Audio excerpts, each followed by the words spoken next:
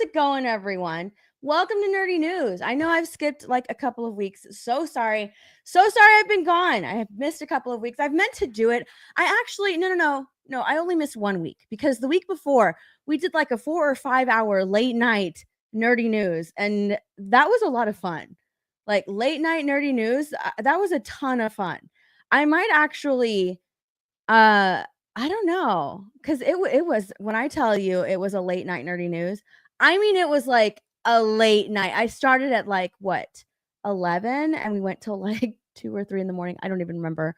But it was pretty late. Look, I have a headache. I have a bad headache today. I need to fix my mic. Hold on. Look, I literally I have to tape my mic. All right. I have to tape my microphone down. Hang on. I have to tape my little arm thingy. I still haven't gotten it like fixed. Or I haven't gotten like the new piece that I'm supposed to get for my other stand that I got. So I'm literally like taping this down. So hang on.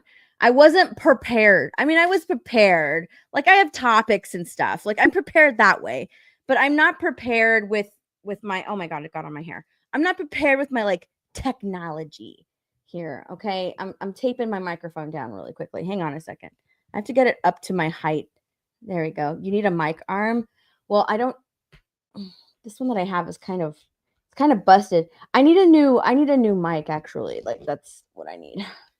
I need a new mic because this one, I don't know what's wrong with it, but I don't know what's wrong with it. I know I said that I was going to buy a different cord, and I put it in my Amazon shopping basket, and then I completely forgot about it. It's still there. So there's a lot of different things that I'm going to do with my mic. I'm trying a bunch of different things. The first thing that I got was a mic stand. So I already have a different mic stand, but this mic isn't compatible with the mic stand that I bought. I need like a separate piece, and I haven't bought it yet. I haven't even searched for it. Like I don't even know. So like when that didn't work, when that didn't fit, I was like, well, maybe it's this. Maybe it's the cord. So I put it in my Amazon basket, and I haven't purchased it yet. I completely forgot about it. But yeah, so now it's taped down. So look, like I feel like my mic is broken. My little arm thing here, this is busted because I have to tape it down. So anyways, oh my gosh. How are you guys doing today? Listen, I made some tea, and I want to go get my tea. Because I'm going to be talking a lot. I made some tea and I want to go and get it. It's in the kitchen. It's done. I need to go and get it. But now I'm like, well, I can't go and get it because I started my stream. You know what? I'm going to go get my tea. Let's do the intro again. We're going to do the intro one more time.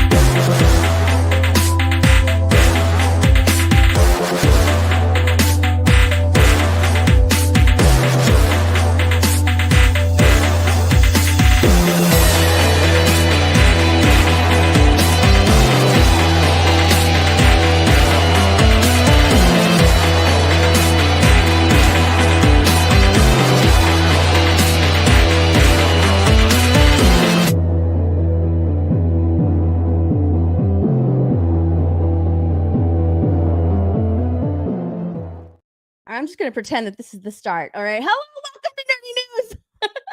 I went and got my tea. I have my tea. So thank you. I appreciate you guys. hanging out. I'm staying here. I know my intro is pretty cool, so I was just like, you know, I'm gonna replay. I'm just gonna play my intro again. Just gonna do it. Just gonna play the intro. All right. Anyways, I hope you guys are having a great day. I hope you guys are having. It's Wednesday. It's Wednesday, and I woke up with a headache, so that's not good. It's never good when I wake up with a headache. I freaking hate it. I hate when I wake up with a headache. It's just it makes me really sluggish. Makes me not want to get out of bed. It hurts like my sinuses, all that crap. It's back here. Like, and it's just a constant distraction. I freaking hate when I wake up with a headache. I already took some medicine, so hopefully it'll go away. But anyways, yeah, it's Wednesday. It's trailer day. It's trailer day. All right, we got some trailers. We have like the Bridgerton trailer came out. Are you guys? I mean, come on, the Bridgerton. No, I don't give a fuck about Bridgerton. Who cares about Bridgerton? The Superman trailer came out. And what is this? Remind me later. God, stuff always pops up on my computer. And what? Oh, Ironheart. Oh my God. Ironheart. Ironheart came out. Oh, I'm sorry. No. Ironheart. The Nobody 2 trailer looks so much fun. I don't know what that is. Nobody 2? I don't even know Nobody. I yeah, I don't even know. I didn't know that was a thing. Anyway, what else came out? Like it's trailer day. Two trailers that I'm interested in came out. Superman and Ironheart. I'm not really interested in Ironheart, more interested in laughing at Ironheart. Both trailers, I could give a shit about Ironheart. Will I review it? I don't know. Probably not. You know, I'm actually thinking about doing like member watch streams with Ironheart. That would be pretty funny. And then Superman, the Superman trailer, you know what? It's fine. I expected more, to be honest. I expected more. We're gonna watch it today. I'm gonna watch it with you guys. But I expected more, especially at the very beginning. Like, I don't know. They did change something in the trailer, which is, or was it in the trailer? Yeah, it's in the new trailer. They did change something in the new trailer, which is pretty funny. We have some casting news as well. Like Marvel's bringing Jessica Jones to Daredevil season 2. We have some Hunger Games casting. I don't know if you guys are keeping up with that. With the new like Hunger Games books. The first Hunger Games is the ones that Rachel Zegler was in. I don't know. Like it was, yeah. Those books are about President Snow. But yeah. I didn't read the newest one, the latest. I actually have it. Hold on, wait. Let me go get it. Let me go get it. Hold on. I actually have the book.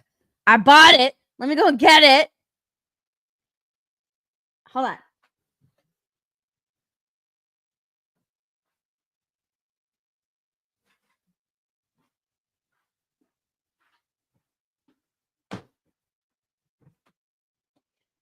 I bought it, but I haven't read it yet. Yeah, haven't read it yet. We're not having a chair stream. We only do chair streams during what is it? During kick streams. And that's because I got my chair music. These I don't have my chair music. I don't have my chair. I can't do that. Oh, for those of you guys who have been asking, I I haven't had a lot of time to finish this book. I'm still reading Jeremy Renner's book. I haven't had time to finish it. And to be quite honest, some of it is a little bit it's a little difficult to get through. He intertwines all of the pain and anguish that he went through with a lot of like his life experiences. And yeah, it's a little hard to get through, so I kind of have to like take some breaks reading this book. But it's good. I'm not gonna lie, it is good. And it's so far like what am I like? Maybe I'm halfway through. I'm halfway through it. It's incredibly inspirational. There are some parts in there where, what is this inside of it? What is that?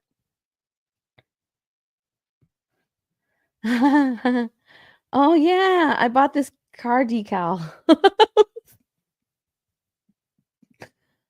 Um, I thought it was a magnet. It's a car decal. I wanted to put it on a car. Not my car. I wanted to put it on a car. Because I thought it was a magnet, but it's not a magnet, so I might not do that. Or I might just put magnet pieces on it and put it on a car. Matthew says it's a disturbing book. It's hard to get through. It's hard to get through. Just his description of everything and everything that he went through. It's pretty wild. It's pretty wild, but it is good. But it is good. I'm not gonna lie. It is good. Gary's car. Well, I like to tease Gary with some Twilight stuff. He still hasn't given me back my Twilight dolls. I want my dolls back. Give me my dolls back. All right. Who's hanging out with me today? Psychotic Mongoose is here. Hello, Spirian. Gifted a membership. Thank you. Anthony's here. Mad Dog is here. Who else? James. What's up, James?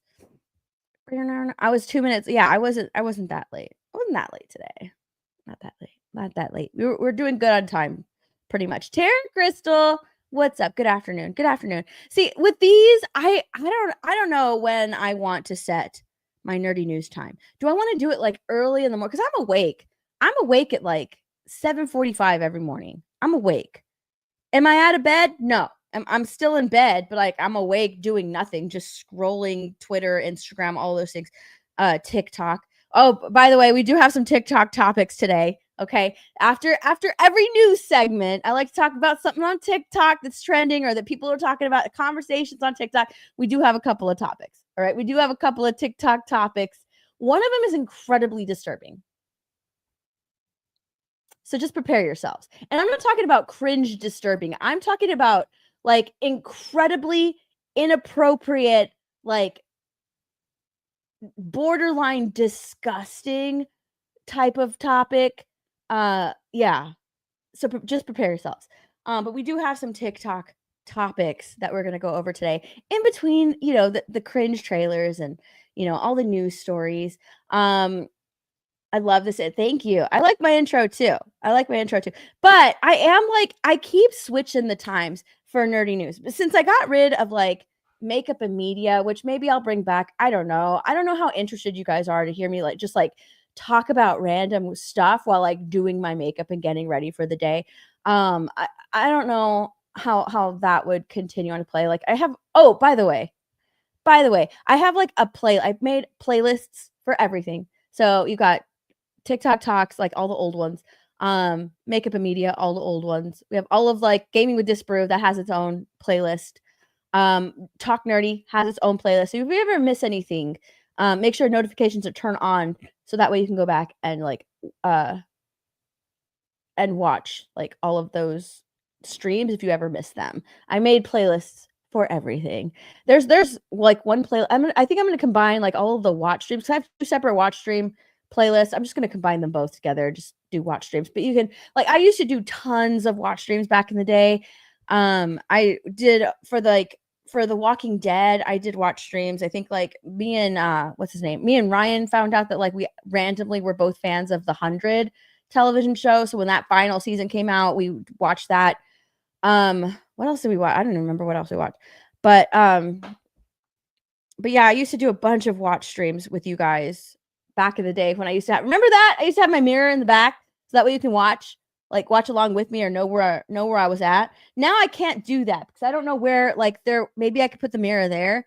But I found like a way around the whole copyright thing so that way you guys could like kind of watch along with me. I had this like mirror. I had this stand with like this huge ass mirror and you guys would watch along with me. And after that, like a bunch of people started doing that. They used to put the mirror in the background. That's how I got around the copyright. So now if I'm just going to do like member watch streams, I'll probably like put it up in Discord. We could talk about it or something. But yeah, because I kind of want to bring I love watch streams. Those watch streams were so much fun.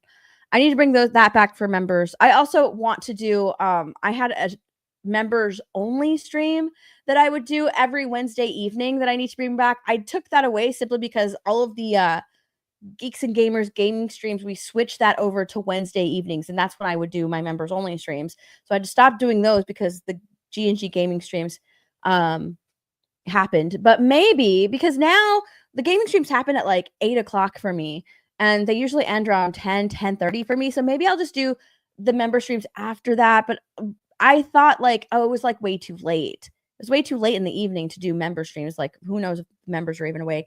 So that's why I like stopped doing those. But I'm gonna bring those back. I'm just gonna, you know what? We're gonna suck it up. Okay. Everyone, if I have to stay awake, everyone's gonna stay awake with me. And we're gonna do like members only streams again.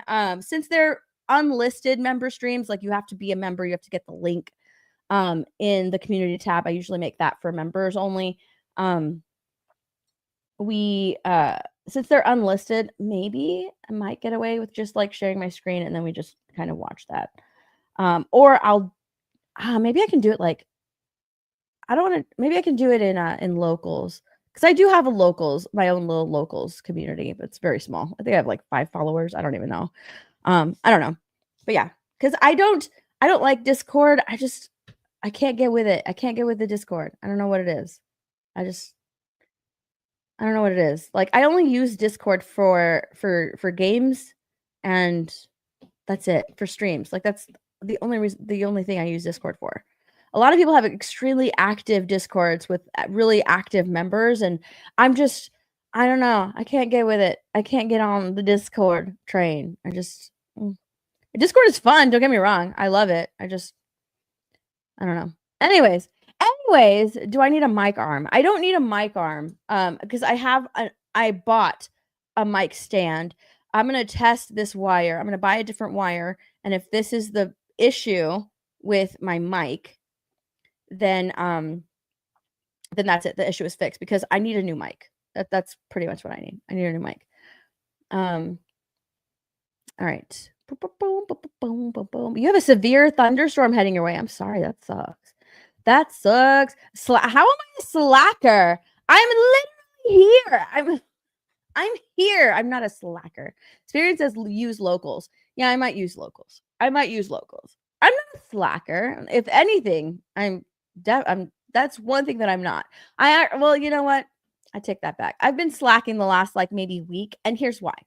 Here's why I've been slacking the next week. Here's why I haven't even put out like even a clip from Talk Dirty on my channel. I've made 2 videos so far, so those will be going up.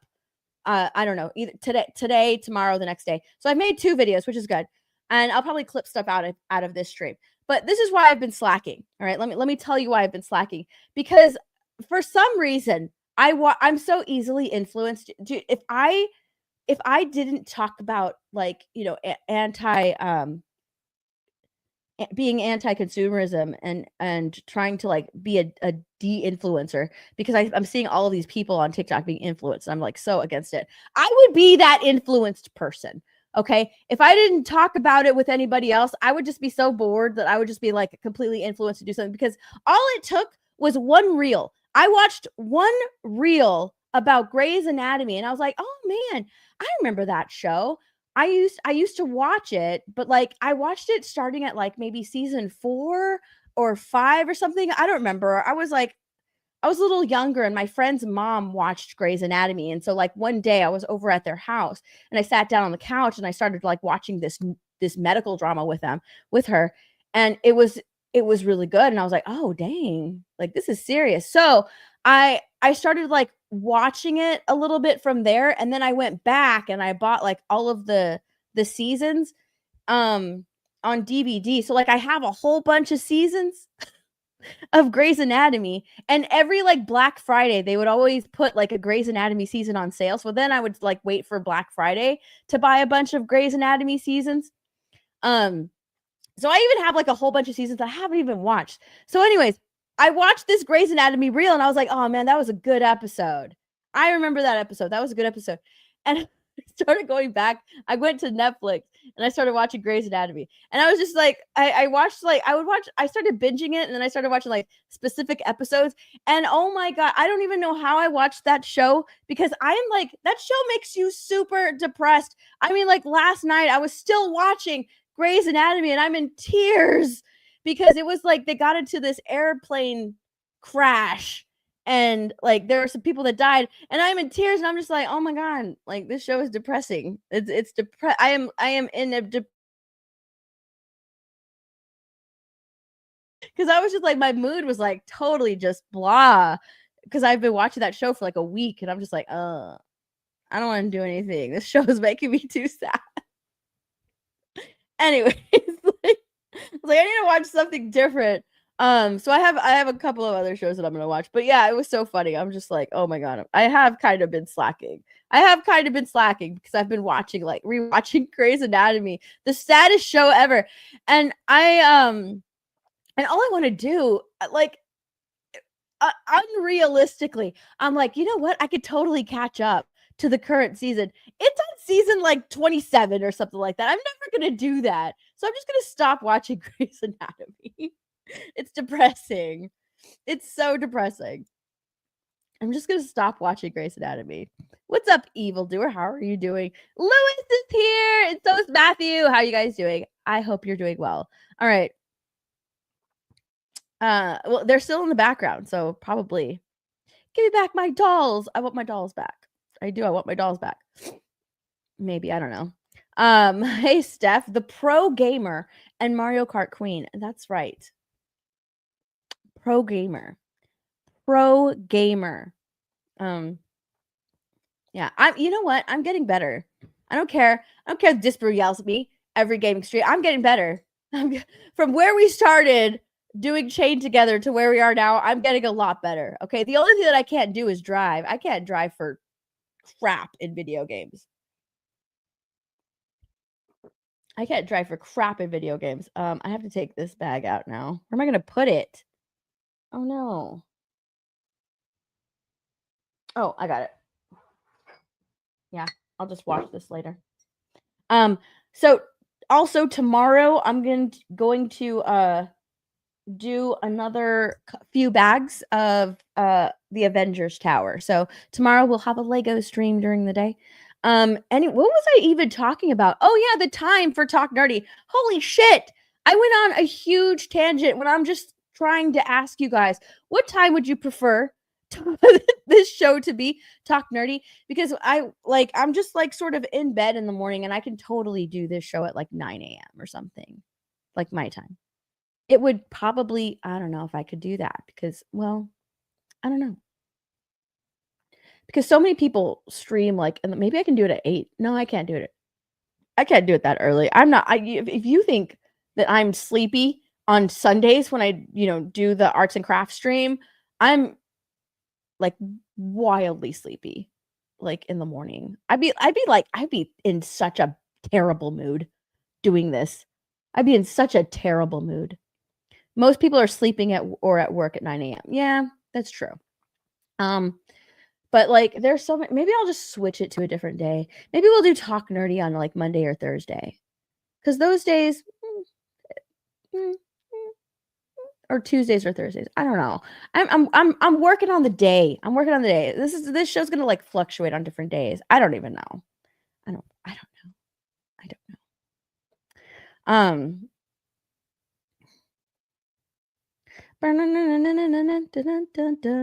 At 9, yeah, at 11 a.m. Well, no, because that would interfere with other people's streams. So even like right now, was that bro science like gonna start soon or something? So like, what was that? It's like a gnat.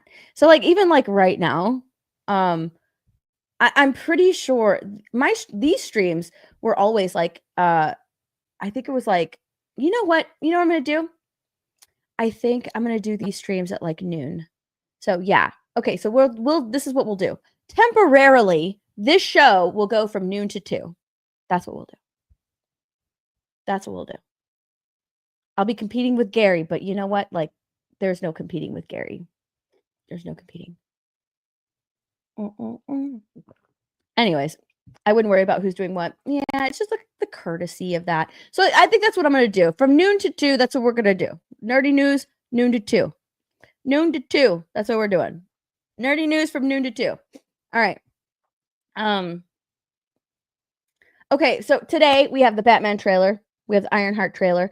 I watched this really long interview with John Boyega, and I took some timestamps, and I just want to go over a few things that he said during this interview.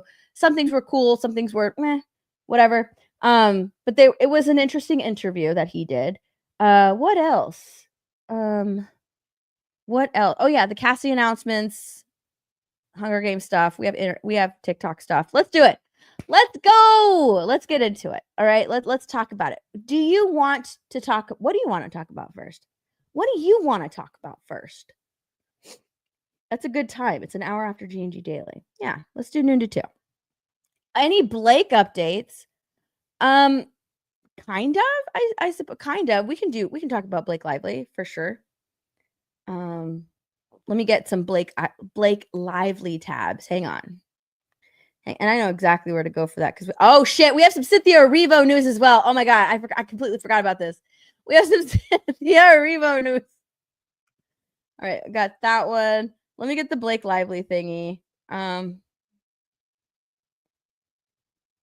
on. Oh yeah. Oh, that's what I need to go to. BRE. Hold on. Dun-dun-dun-dun-dun.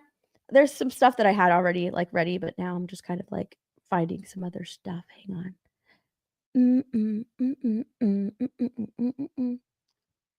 Where is it? Oh. Dude, did you see the Coco Melon? Coco Melon's gonna be a new movie. Let me find that. We're gonna talk about a little about Coco Melon really quick. It's stupid, but whatever. Coco Melon. Coco Melon. It's such a I'm gonna tell you why Coco Melon's bad for kids. Skip. This is such a random thing to talk about, okay? Coco Melon. Okay, Coco Melon movies is in the works for release by Universal. But look, Coco Melon has always been incredibly controversial, and there's a reason why. Okay, let's talk about why Coco Melon is a little bit oh, I have to move over. I'm bending. Coco Melon has always been really controversial and bad for kids to watch. I know that a lot of kids they're almost addicted to Coco Melon. They're addicted to Coco Melon, and it's because this show has turned the vibrancy on all of these colors all the way up. It started as a YouTube show, if you didn't know. Coco Melon started as a YouTube show. But yeah, what the heck? Get out of here. When the YouTube, the creators of Coco Melon turned the vibrancy all the way up, dude, you can't even see what Coco Melon is. Hold on, let me get a better article. Let's see. Here it goes. We'll go there. We'll go here. So Coco Melon turned on when it was on YouTube. It turned the vibrancy all the way up, and they did kind of what Mr. Beast does. If you don't know what Mr. Beast does, if you don't watch Mr. Beast videos, I used to watch Mr. Beast videos all the time. But they're designed to get you to keep watching. It's you don't even make it to 8 seconds without there being a cut.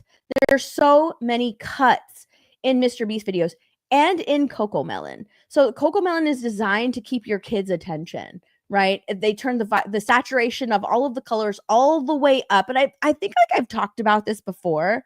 About Coco Melon. I've warned parents, and I've warned my mom and my brothers, don't let your kids watch Coco Melon because it's crack to kids. You're getting their brains addicted to this show, and that's why you see a lot of kids crashing out when their parents take away Coco Melon.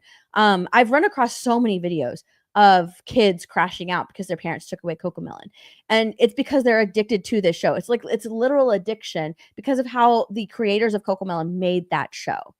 They turn the saturation of the colors all the way up. You're not supposed to do that It's not supposed to be like super saturated all the way up, but it's designed to like it's for attention. It's for like to retain their attention, and not they don't just do that. They also do a ton of cuts. And I mean like cuts every like maybe 3, 4, 2 seconds, 2, 3, 4 seconds. There's tons and tons and tons of cuts in Coco Melon. There's never like a scene where you just kind of sit there and watch something. It's just cut, cut, cut, cut, cut, and that overstimulates the brain to as in a child, and also to young children, because Mr. Beast does this as well. It's not at the level of Coco Melon, but it's done the same way. Um, so it's done in a way to get your kids addicted. Like they're addicted to this show. That's why so many kids crash out. I'm wondering, is the movie going to be that way? Like, sir, is the movie going to be that way? Is the movie, because it doesn't seem that way. Like now that it's been picked up, I think it was like picked up by Nickelodeon or something. It's not as bad. Like it's not as vibrant. I think this is like I think this is a still from Nickelodeon. It's not as vibrant as the YouTube show was. Because a lot of kids were super addicted to that YouTube show. I've never watched the Nickelodeon show. And pretty much when I told my mom this, she stopped letting my niece watch Coco Melon. And even my niece had a fit. Like, I want to watch Coco Melon. Like, she even had a fit, and she was a baby, like a toddler. And she had a fit when my mom like stopped letting her watch Coco Melon. So it's like a drug. Yeah, it's like a drug to kids. It's like a drug to kids. Um, so I always like warn against watching the Coco Melon on YouTube. Do not let them watch Coco Melon on YouTube. And so many kids were addicted to watching it. Mr. Beast does the same thing. I don't know if like I never noticed it, but when you start watching like a Mr. Beast video, you end up watching like 10 in a row or something because of all of the cuts that he does. It's just designed to like make you just stare and go into just fucking zombie mode. Like at one point, I watched one Mr. Beast video. I think it was oh man, I can't even remember. But even now, like I would watch like a Mr. Beast video, and at some point I'll just like wake up from a trance, and I'm just like, holy shit, I'm like 4 videos in. Okay, I need to like stop watching this. His Netflix, was it Netflix? No, his Amazon show. His Amazon show was the same way. Like I watched one episode because I think like who was it? I think it was Flickpick, John Flickinger. He had put out a review of Beast Games, and he said that it feels just like a YouTube video. And I was just like, okay, let me check and see if it feels like one of Mr. Beast's YouTube video, just like on a larger scale. And it did. And the next thing I knew, I was like on episode 4, because it does the same thing. It has a whole lot of cuts. And when I was watching it, I was literally counting. I was just like, okay, cut 1, 2, 3, cut 1, 2, 3, 4, cut 1, 2, 3, 4, 5, 6, cut. Like seriously, like all of those cuts are made to like get you to. It's for to get you to pay, like go into zombie mode watching it. It's for attention. What is it? Is it attention? It's for retention or something like that. Some shit like that. But yeah, that's what it's designed to do. But yeah, Coco Melon. Coco Melon. A movie's coming out. A Coco Melon movie. What was I gonna look up? I was looking something up. Oh my gosh. Dude, this is real. Anyways. Anyway, some of my videos do that. No, I talk. I'll talk, and then I'll put like a clip in, like a reaction clip. I think the only videos where I have like stuff going over are the super long videos. The really long videos. When I was going over like Justin Baldoni and Blake Lively's lawsuits, those were really long videos, so I just put, instead of like me talking to the camera, all you see is me, I put like some video over that because I didn't want them to be really boring, since we were just talking about a lawsuit. That can get really boring really quickly. But I wasn't counting the seconds that I was putting in there. Okay. What was I gonna, oh shit, I already went to this new chat. Dude. Cynthia Erivo Nosferatu. It's gonna happen. Oh my gosh, wait, this one. It's gonna, no, I'll do this. It's gonna, Cynthia Erivo is set to play 23 roles for a one-woman set of Dracula in London's West End next year. Like, I'm seriously wondering if she's gonna do Nosferatu. Because was it Nosferatu? I've never seen him, but isn't he a vampire? Nosferatu is a vampire, yeah? So Cynthia Erivo Nosferatu is real. Nosferatu Erivo is not gonna come and get you, but she's gonna be real. It's gonna happen. Look at these shoulder pads, dude. Let me go to the hold on, let me go to the article.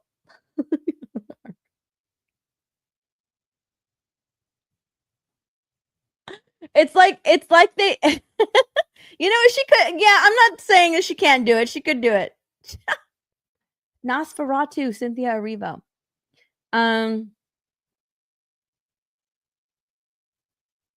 Let me share this article. Hold on. It's gonna happen. Wicked Cynthia Erivo will sink her teeth into 23 roles for Dracula. She's gonna play Bram Stoker's demonic vampire and 22 other roles. It's gonna be a one-woman theatrical extravaganza for next year in London from the creators and producers behind Sarah Snook's Broadway London triumph, The Picture of Dorian Gray. Like what? Did she not want to share the stage with any other actors or actresses? She's just like, I'm gonna do it. It's mine. It is my role. It's me, starring me. Like, what the fuck? It explores the dark corners of the Victorian age, sexuality, fear, and desire. I don't even know. So, okay, I don't know what Dracula is. Is it supposed to be a one-woman show? Or like a one-man show? Let me Google that really quickly. I need to know. Is it a one-man show? Is Dracula uh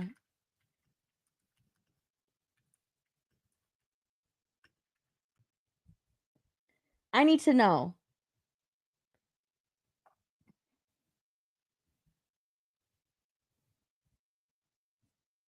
Let's see. It's a one-man show. Okay, so it can be. It says that it can be. It can be and has been a one-man show. Yeah. So but it's always been a one-man show. She should play Skeletor. Stop. See, I didn't know this about this show. Like I had no idea. I didn't know that.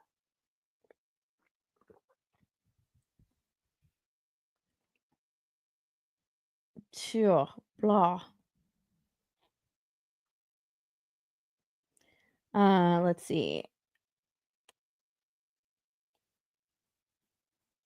Other adaptations, like the one by James Gadass, has also been performed as one-man show.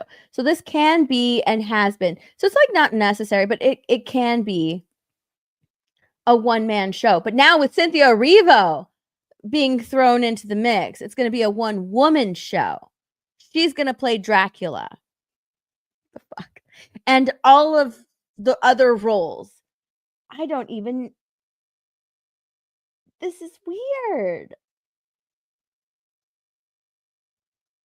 But look, like this dude, it shows other people in this show. So are there gonna be other people? Is it just going to be Cynthia Erivo? Hmm. I don't know. Because I'm seeing like a crew of 5 people on like in what I'm looking up, like the images that I'm looking up. So maybe I guess it can be, and it has been, but I also see like other people on stage with this person. I don't know. What do you guys think? Do you want to see Cynthia Erivo in a one-woman show? It's going to be Cynthia Erivo, starring Cynthia Erivo playing Cynthia Erivo. Dude, the heck? This comes after, by the way. This comes after she's set to play Jesus Christ Superstar. Oh my god. She's going to be Jesus in Jesus Christ Superstar. Why do I keep saying it Superstore? Jesus Christ Superstar on August 1st. It's just over the weekend. She seems to like, playing all these men roles. I don't want to see her do anything but Wicked. Is it a musical though? Like has it always been a musical? Let me check.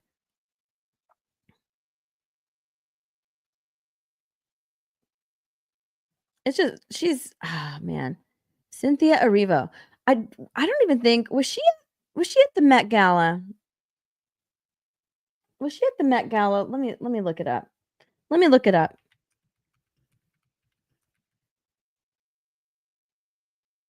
Was she there this year?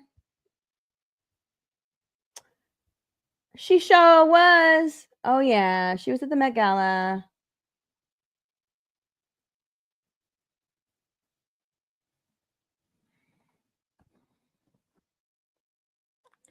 She sure was at the Met Gala. Yep, yep. That's why. Just watch the Met Gala. I'm telling you. I didn't even see her. Nobody put her up on any socials. That's strange. Um, but yeah, I'm telling you, watch the Met Gala. That's who they're gonna be pushing. Fuck. Fuck. God damn it. Damn it. She's gonna keep getting pushed this next year. We ain't seen the last of Cynthia Erivo. We haven't seen the last of Cynthia Erivo. One woman show. She's gonna play Dracula. Should I tweet that out? The hey. Oh. The one woman show of Cynthia Erivo. Oh my god. This is so funny though. Like, come on.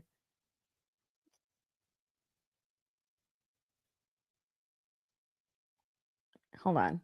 Let me see here. She's a superstar. A superstar. Did y'all see that video that was like going around on Twitter of the graduation? I don't want to share it. Never mind. I'm not going to share it. She's okay in Wicked, but I wouldn't want her in any other movies. Like, there's no denying Cynthia Erivo has talent. She's absolutely talented. I love what she did with Elphaba in Wicked. And her performances were great. I loved it. Love it. But I think that like if you know what? No, she's fine. If she stays like in musical theater, like I feel like that's where she kind of like Rachel Zegler, right? Musical theater over there. She's gonna be over there. Like that's where they're gonna push her. That's fine. Am I gonna watch it? No. Am I gonna go and see it? No. But um, but yeah, I think that that's pretty much where they shine. That's where they shine. That's where they shine. All right. Oh my gosh. Okay, hold on. We got it because this was just announced right now.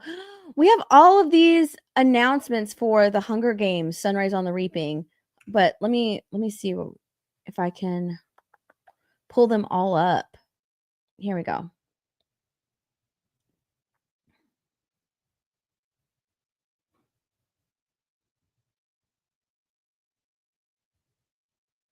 Now, I didn't read the book.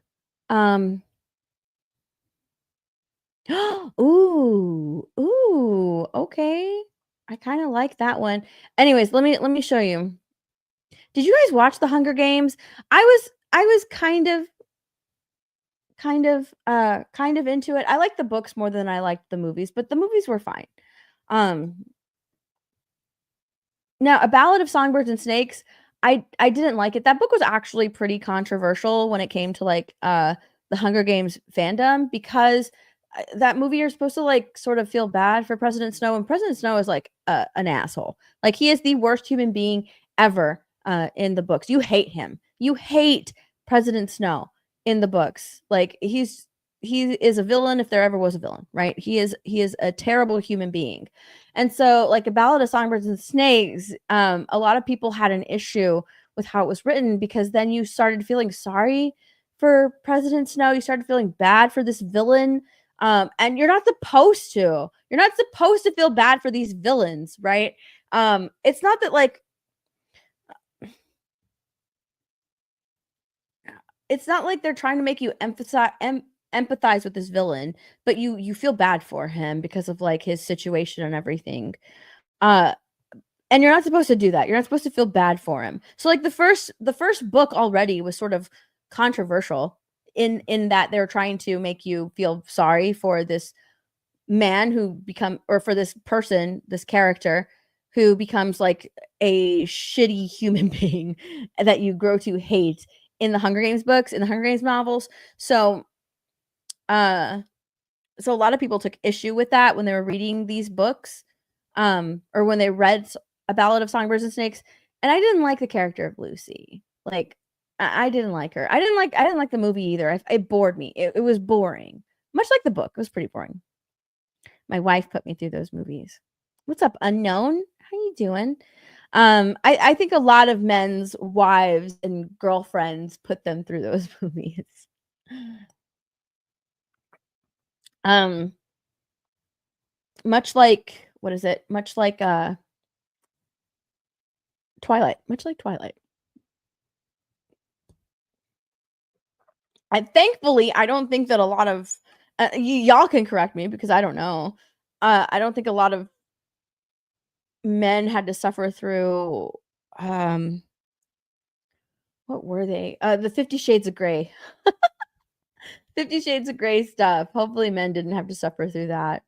Oh my god, I remember reading this article that said it was from like a bookstore. It was like a second a hand bookstore or like a half price bookstore or something like that.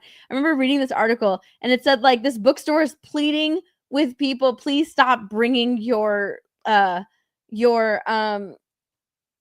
what is it? Your oh my god. Please stop bringing in and trying to give us your copies of 50 Shades of Grey. Like they were overrun with 50 Shades of Grey books. Like people just started giving them away and they were like they have to reject them because they have way too many. It was so fucking funny. Hi enthusiastic. Hello. Those movies were so fucking cringe. I hated the 50 Shades of Grey movies. What's interesting about that is that they actually started out as I later found out they started out as a Twilight fan fiction. Those two characters from 50 Shades of Grey were actually Edward and Bella, and it was like fan fiction that they would post. I can't remember where the author where the writer would post them, but the Twilight community apparently got mad at her and like kicked her out because this was too terrible for Edward and Bella. They didn't like it. So she changed the characters' names and like she became like the story became popular somewhere else, and then she made a book about it. I don't remember where I read that, but it's seared into my mind. Um,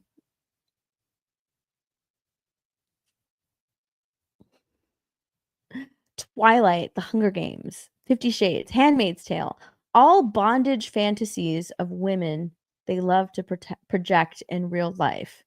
50 Shades, Handmaid's Tale, total bondage.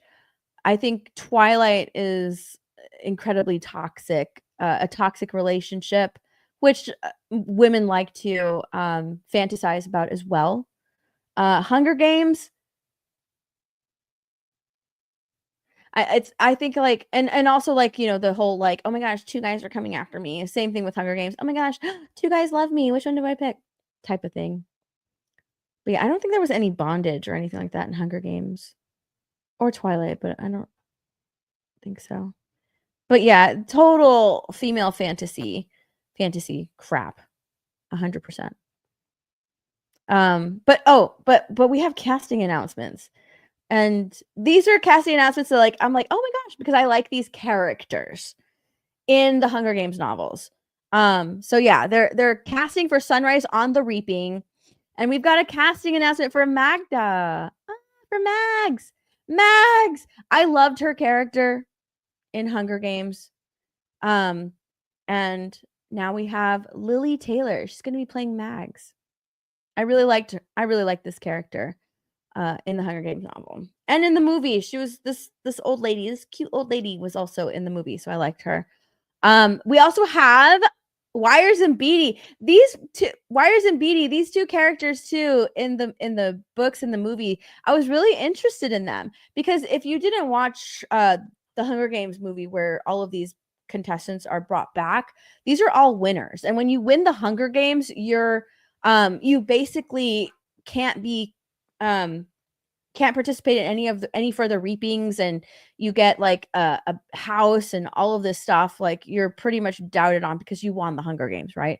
Out of all of these people, you fought till the last breath and you lived, and so now you get like all of these riches or whatever. So they end up bringing back and do a reaping for past winners. They take that away. They do a reaping with past winners. And so you're introduced with all of these other people who have previously won the Hunger Games. Now they have to try and win the Hunger Games again.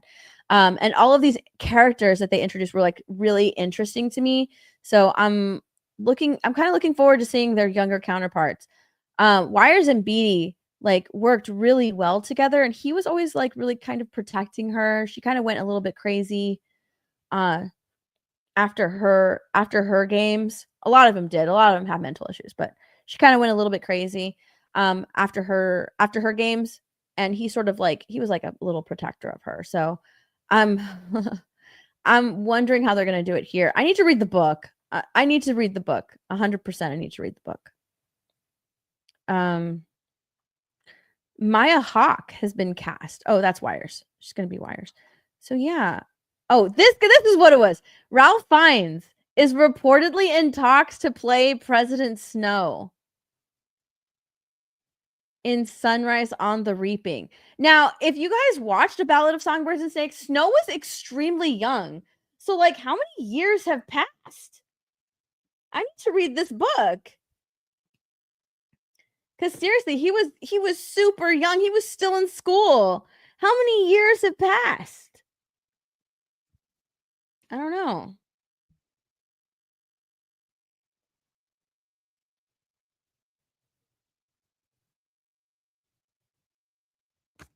Oh, is this about Haymitch? This is Haymitch's story. See, I don't even know. I just bought this book. It came out and I bought it. I haven't looked at anything. I haven't looked at anything in regards to this book. But oh my god, Ralph Fiennes, he's gonna be in the Hunger Games. He was in Harry Potter and now the Hunger Games. He's switching franchises. So I'm kind of looking forward to that. Stop it. That's not true. What? This isn't true. Oh my gosh. They'd be funny. Is anybody playing Effie? Hold on, wait. Is Effie gonna be in this? Effie Trinket. Okay. It's the 50th Hunger Games. I just looked at the synopsis for the new Hunger Games, for the new book. It's the 50th Hunger Games. All right. So that's why he's so old in the movie. So it's the 50th Hunger Games. Fear grips the districts of Panem. This year, in honor of the Quarter Quell, twice as many tributes will be taken from their homes back in District 12. Haymitch Abernathy. Who's going to play Haymitch? I wonder if it was already announced. I need to look. Haymitch Abernathy is trying not to think too hard about his chances. All he cares about is making it through the day and being with the girl he loves. When Haymitch's name is called, he can feel all of his dreams break. If you don't know who Haymitch is, he's the character played by Woody Harrelson in The Hunger Games. That's who Haymitch is. He's the only winner from District 12, and it was so bad. His year was so bad that it caused him to be like an alcoholic. Like I said, all of these previous winners, their games were so bad, like it drove them crazy. So Haymitch deals with his PTSD by drinking. Let's see. When Haymitch's name is called, he can feel all his dreams break. He's torn from his family and his love, shuttled to the capital with the three other District 12 tributes, a young friend who's nearly a sister to him, a compulsive odds maker, and the most stuck-up girl in town. As the games begin, Haymitch understands he's been set up to fail, but there's something in him that wants to fight and have that fight reverberate far beyond the deadly arena. So this is Haymitch's story. I'm actually looking forward to that. Who is playing Haymitch? I don't know. But this movie begins filming in January. They're just no way. Yeah, that's untrue. Okay. The movie's coming in next year. Next year. Who's playing Haymitch? Let me see if there's anybody playing Haymitch. Hold on. I want to know who's playing Haymitch. Let's see if anybody's been cast yet. Oops, wrong thing. Copy, paste.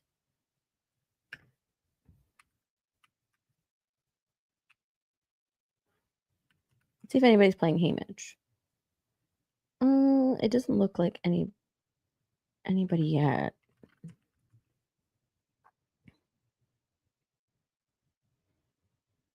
Oh, okay. So it's this guy. When did that get announced? Today. This morning. Oh my god. I was like, wait a second, I didn't see that. Okay. This guy's gonna play a young Woody Harrelson. Hang on. What's up, TD? Jose Taco. Hello. I hope Rachel Zegler's in it. She's not in it. She's not gonna be in it because it's 50 years later. It's 50 years later. She's not gonna be in it. If she's in it, it's not gonna be played by Rachel Zegler. It's gonna be a whole different girl. Oh, did I get my Mission Impossible tickets? Hopefully get to see Tom Cruise. I did, actually. I did. I got my Mission Impossible tickets. I think Kata is also going to be in town, so we'll probably go and try and see if we can find Tom Cruise. That is my goal. That is my goal, is to see Tom Cruise.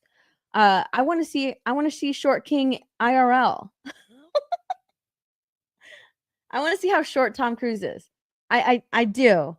We were talking about it on Toxic Femininity because people were saying that, like, it's reported that he's like between 5'7" and 5'9" or something like that. That's how it's been reported. But then people who have met him have said that he's like 5'3" or 5'4". I want to see how small is Tom Cruise. That's what I want to know. So I want to see. Hopefully I'll be able to. He already announced he's going to Fort Sam Houston, which is the Army military base here in Texas. And that is pretty close to an IMAX theater. So I'm thinking that, because we only have 2 IMAX theaters here in town. Okay, we only have 2. Because like locally, we have local theaters. We don't have we have like maybe 1 Regal, maybe 1 AMC theater, and 1 really super tiny Cinemark theater. Like, those aren't the really big franchise theater chains here in town. Here we have our local theater chain. It's called Santikos. And it's a theater chain that like gives back to the community, and they have like a whole lot of scholarships and stuff. So like, that's the theater chain that we have here. I wish we had more AMCs and Cinemarks. I do, and Regals. I do. I wish we had more. I wish that we didn't have Santikos, because Santikos doesn't do shit. Okay, they don't have cool popcorn buckets. If I want a cool popcorn bucket, I have to like drag my ass all the way downtown, and I hate going downtown. All right, I've always hated downtown, especially when I was younger. Like, I hate downtown. And then like the small Cinemark theater that we have here, they don't get popcorn buckets. they're that small. They're like, no, we don't get sent that. I think like when Snow White came out, they had or was it Snow White? I don't know, Sonic. They got like some generic like Sonic popcorn bucket. It sucked. Yeah, it sucked. And then like the 1 Regal theater that we have, they put out all of their stuff like on this huge shelf next to the concession stand, and then they have like 2 tables in front of the concession stand. So if you're not there like a week before to get your popcorn bucket, you're not going to get a popcorn bucket. It sucks. Like, they don't send a lot of stuff to those theaters because they don't, it's not a huge theater franchise here. So I have to like, if I really want a popcorn, and I mean, like, I have to really want that popcorn bucket to go get it, because yeah, like I have to really want it. But yeah, I think he's going to be it's 2 theaters. We only have 2. So he's gonna go to one or the other. I don't know. I'm hoping that he goes to the one that I'm gonna go to. And me and Gary we've been kind of trying to figure out which one he's gonna go to. Remember a time when you went to the theater to see the movie and not collect anything? Yeah, I do. Remember when you used to be excited about going to the theater instead of like, oh man, well, I guess I'm gonna see this so I can review it, but that's the only reason I'm here. Or remember like when you would be excited to go to the theater instead of like, you know what, I'll just catch it on streaming, or I'll just, be a pirate for this one. Oh man. See you later, turd. AMC is downtown, Regal is a 5-minute walk. Nothing is close to me. I can tell you that right now. Nothing is close to me.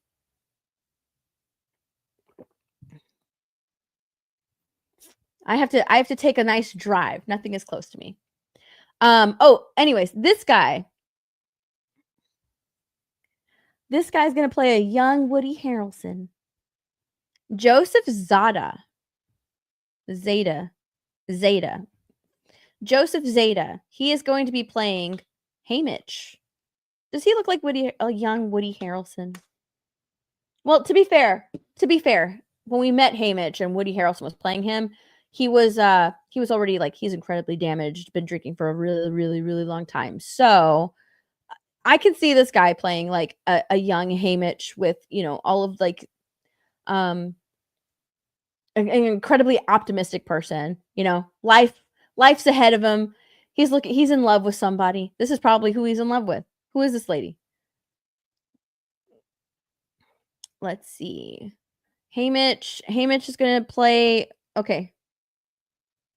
He's gonna play Haymitch. Who's that? Who's this?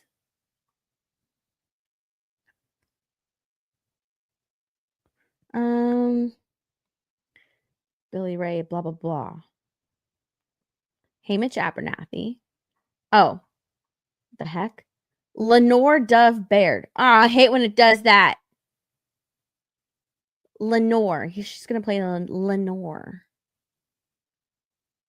His girlfriend. Oh, okay. Yeah, that's his girlfriend. That's his love. Lenore. So these are both District 12. That's the poor district, by the way. That is the poor district. The poorest district is District 12.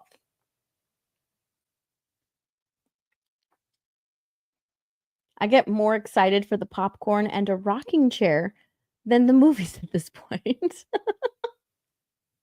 See, that's not even a joke. That's 100%. I'm like, ooh, I get movie popcorn. Okay, I'm excited.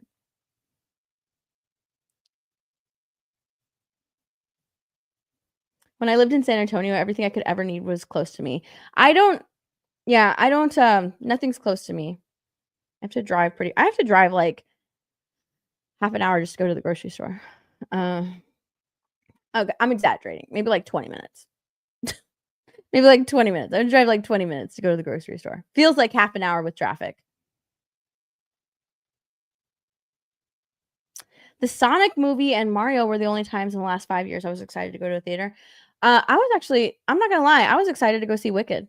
I saw Wicked with like a whole bunch of theater kids in the audience, and we were all crying at the end. Like all you heard was like sniffs, and then like the lights came up, we all looked at each other and started laughing. That was actually pretty funny. Everybody laughed at each other because we were all crying. Steph drives a Ford Bronco. No, I don't. I did see a really cool Bronco the other day on the road. It was a pretty dope Bronco. But no, I don't drive a Bronco. I don't drive a Ford. Anyways, let's see. Joseph Zeta and Whitney Peak. So Haymitch and his love interest, his girlfriend. Yeah, okay. I don't mind. I don't mind it.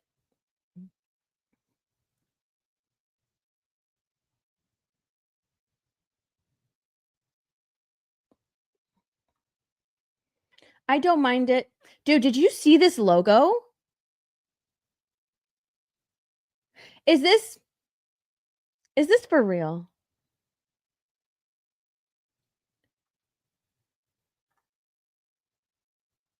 Hold on.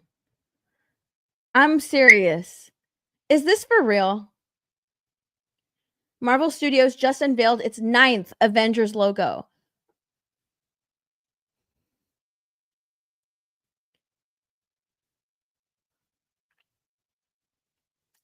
Following the release of Thunderbolts, Marvel released a brand new Avengers logo. Is this real? Is this for real?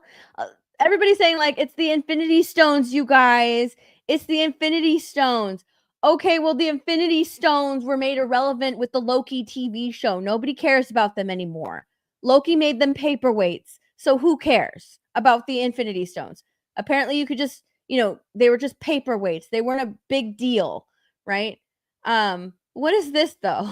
I don't care. Look, this is the Avengers Pride flag. Here's the new Avengers logo. Sure. Here's the first one, Marvel's Avengers. Avengers Age of Ultron, still pretty cool. Avengers Infinity War gold, let's go. Avengers Endgame. Okay, that's still really good. Nice and powerful. This is Avengers Doomsday with the blue. I'm thinking of this one. With the green, like for Doctor Doom. And then Secret Wars, red. But what the fuck? Damage control. Oh, it's a virtual reality. Okay. Quantum Encounter, that's another like is that another ride or something? I don't know. There's the new Avengers. Oh yeah, the Kang Dynasty. The Kang Dynasty. Secret Wars. But an Avengers Campus, that's something at a park. But what is this?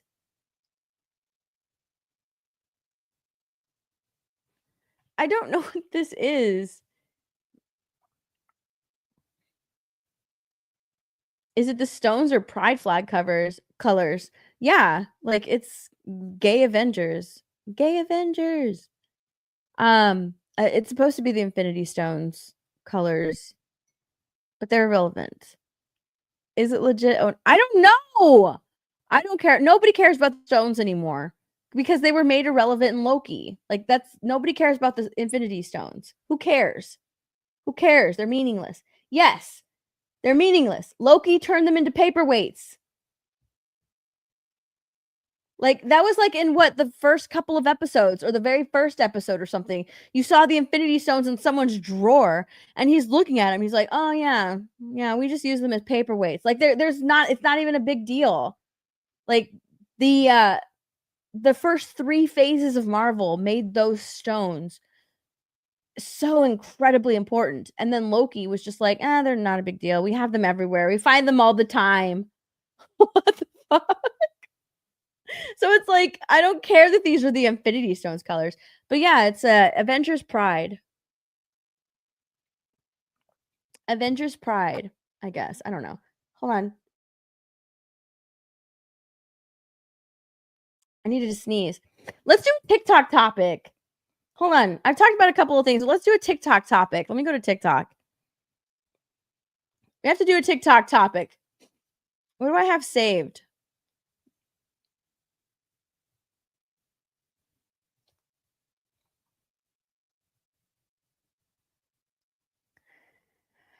we'll okay, look. We'll start with a little bit of drama. We'll start with a little bit of drama. We'll do some TikTok topics. There's a nail creator named, what is her name? Carrie Walls 20 on TikTok. There's a little bit of drama going on with Carrie.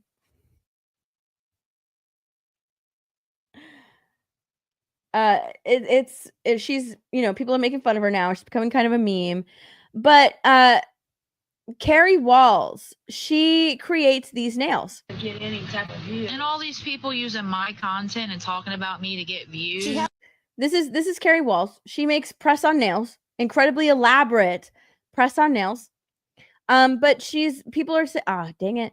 People are also saying that she's a scammer. She's 100% a scammer. And this is why. So these are nails that I purchased from Carrie Walls. They are super thin. They are. And they do not fit me. They don't fit her. They break. At all. Were you not sized?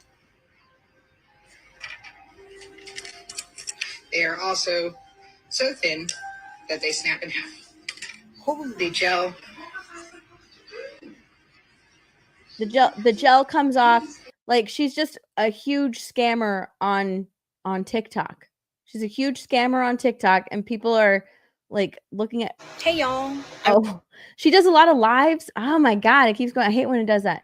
She does a lot of lives, and now like people are making fun of her, calling her a scammer. She's blocking people. So this is just something that's just going on TikTok. All right, let's look at this one. Carrie Walls is at it again. Videos have been circulating of the horrible quality of nails. Nails not sized right, gems falling off, not cured all the way, even a set with glue residue that shows they've been used. Then she was on live showing 3 pairs that she had sold the day before, claiming the lady said she could keep the nails and the money. How sweet.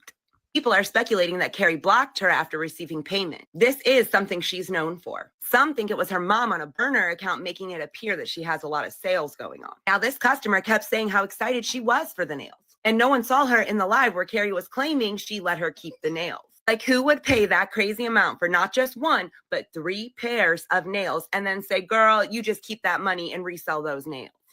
Plus, she paid shipping for another girl. Also, she claims to customize these nails to fit you. So wouldn't they be custom to fit the previous purchaser? You can't. Oh, by the way, she sells these nails for over $100. All right, that's why it's such a big deal. Okay, that's why it's such a big, because she sells these nails for over $100.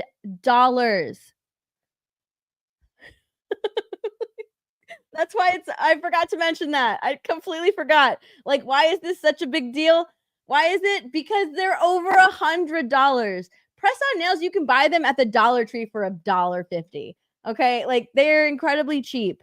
But a lot of people, here's why a lot of people are going to press-on nails. Hold on, let me go here. This is why a lot of people are looking to change to press-on nails, because to get your nails done at by a nail tech or a nail salon or whatever, to get your nails done, it costs like at minimum $60, right? Depending on what you want to do. There's a huge markup right now for at nail salons and with nail techs. And so people are now switching to press-on nails, or they're learning how to do their nails at home to save money. This isn't that though. Like, I don't understand why people would pay over $100 for press-on nails, considering the reason there's such a huge press-on nail hype right now is so to save money, is in order to save money. So she has nails that cost over $100. Some of her sets that she makes. It's crazy. It's insane. It used to be it did used to be $35. Now, like with seriously with the nail, with your color, with the shape, because they literally charge to shape your nail in whatever shape you want. And like depending on what you want to put on your nail, whatever, like there's a markup. That's the base price. The base price is like $60, and that's not including the shape. That's not including the color. It's not including like whatever type of like, do you want just a painted nail? Do you want dip, powder? That's also all a markup and tip. So to get your nails done, it can be really expensive. It can get up there in price. And people just don't have that, right? So they do press-on nails because press-on nails are super easy. I tried doing it because I'm not gonna lie, I go get my nails done because that's like the one thing that I do for myself. And at one point I was like, I'll try press-ons. I can't find any that I like or that will stay on. So I just go and do that. But to pay that much for press-on nails when you're supposed to, be using press-on nails to save on like a nail tech, just go to a nail tech if you're going to do that. Can't guarantee the next person's going to have the same size nail beds. This to me proves the claims that she just sends out whatever. I feel like every live I watch, she's selling the same nail. I just personally assumed no one was buying them. It's looking like the rumors are right about her blocking after she receives payment. She's also becoming known for asking customers to pay for things like gas and DoorDash after they've already purchased the nails. There is many girls who make beautiful press-ons on this app. I do not like this girl making a bad name for the press-on nail community. The press-on nail community. I didn't even know there was a press-on nail community until this stuff went live. I had no idea. Anyways, people are making fun of her now. Oh, don't worry, baby. I sent you your nails. Yes, I sent them yesterday on May the 1st. I sent them on May the 1st. I just want to get away from here, away from these narcissists. And then the lease people came and they're like, well, they moved out, so you're going to have to move out too. Bitch, we already paid this month. Okay? No. Yes, Heather, they are $60, baby. They're $60. No, wait, no. Actually, you know what? I need to get 80. So they're 80. Actually, they're like 120. What was your name again? These narcissists, they're evil. They're evil. I am a child of God, and they are evil. God go have my back, baby. Tuh. I'm sorry. I'm so sorry. That's so fucking funny. Hey y'all, I'm just going through a really tough time. Why is your fan always on? The fuck? If I go Oh, why is your fan always on? Also, people are upset as well because this girl smokes while she's making these nails, and and the nails stink like the smoke. That's why her fan is on, to blow it out.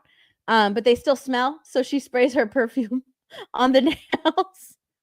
I go sub only, will you guys? So it's very it's not sanitary. It's not like it's not done in a sanitary environment. It's so bad. Just want to seal some nails, Amy. Thank you, babies. So today I got some new nails. I just made these. That's hand painted right there, baby. Y'all see that? Who is this freak? There are people that are making fun of her. It's gotten to a point where she's just becoming people are mad, yes, but they also want to make fun of her. Let me show you. Hold on. Let me show you the actual person that they're making fun of. I don't even think I showed her to you. Carrie Walls. Hold on. I need to show you her page. Here it is. So this is the person that they're saying is a scammer. Cut my life. Wait. Hi, my babies. I'm about to go live on my backup account. I'm about to pin it down below so you guys She has to have a backup account because people have reported her for being a scammer. can click on it and go over there. But yeah, they took my live away, which I knew they was going to. So I'm not going to do that anymore. But these are the nails. Hi, my babies. I'm about to. Hi, babies. She calls everyone babies. Hey, babies. So cringe. But yeah. Anyways, that is the one. There's the first TikTok story. That's not the one that I was telling you guys that was gonna be like, oh, really bad. That's not the one. That's not the one. There's another one that's like terrible. It is so bad.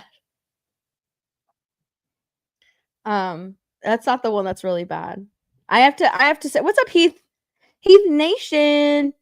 All right. Let's watch the Superman trailer. Okay, let's watch the Superman trailer. Hold on, let me go to it. I'm seriously and genuine worried for you, Steph, and what you watch. Hey, this is just drama that I keep up with.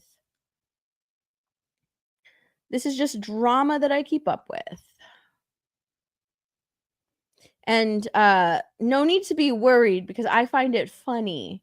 I laugh at it. It's not a big deal. All right, let's watch the Superman trailer.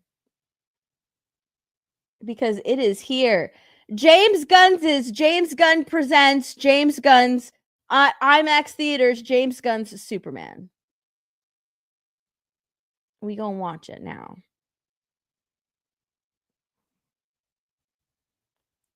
How should we watch it? Should we watch it like this or should we watch it like this?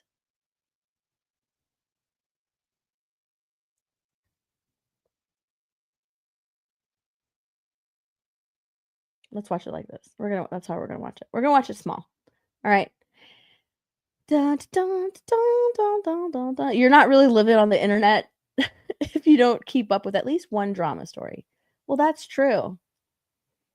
And there's a ton of drama that I can find on TikTok. So, what's up, Ryo? How you doing?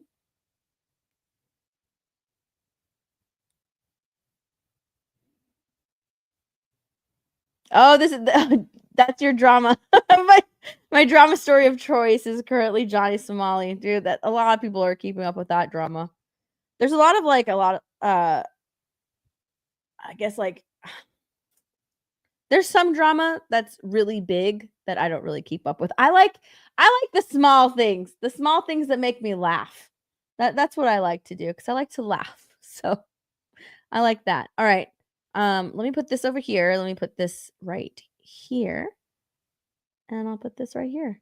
Let's watch the new Superman trailer, shall we? Here we go.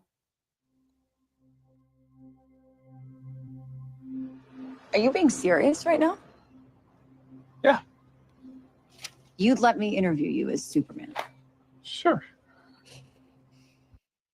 Yeah.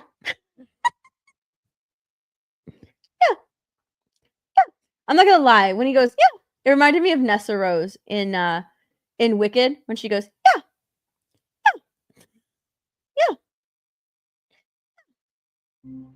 Are you being serious right now? Yeah. Yeah. You'd let me interview you as Superman. Sure.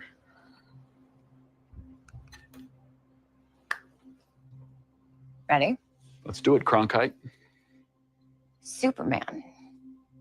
Miss Lane. Okay, I do like that. I do like the whole change in demeanor, in voice, because she's like, you let me do it, interview you as Superman? Yeah. And then Superman, Miss Lane. This is where he gets professional. Miss Lane. He has a whole change.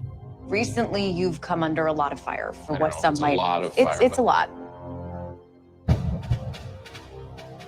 Today, the Secretary of Defense said he was going to look into your actions. That's funny. My actions? It doesn't even look like he laughed. Your actions. That's funny. It was more of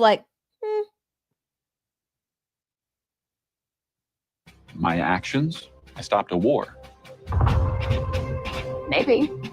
Not maybe. I did. In effect, you illegally entered a country. They called Superman an illegal alien. He's an illegal alien.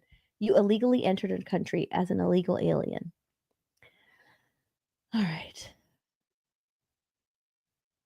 I still don't like the way the suit looks. Nope. Even here, I don't like the way the suit looks. I love the trunks. Don't get me wrong. I love the trunks. I don't know what it is. I don't like the way the suit looks. This is how you're going to be? I'm not the one being interviewed, Superman. Did you consult with the president? No. You seemingly acting as a representative of I the wasn't United States representing anybody except for me around the world. and doing good. I would question myself in the same situation and consider the consequences. People were going to die.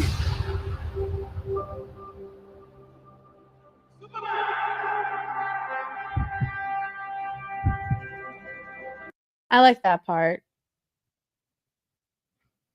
Them picking him up, helping him out. Hey, buddy.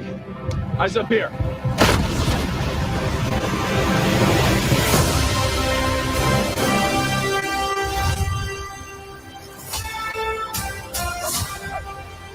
Oh, more crypto.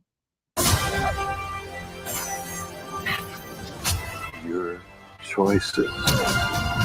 Oh, shit. Oh, I thought she punched him. Did she not punch crypto? Choices. Oh, no, he went after her face. Your actions. That's what makes you who you are. I can't.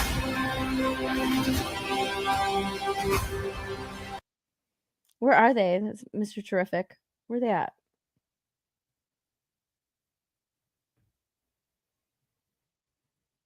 Are they on a base or a refugee camp or something? I don't know. I don't know I don't know how I feel about the costumes here. Superman. He's not a man. He's an it. has somehow become the focal point of the entire world's conversation. What happened here? Hold on.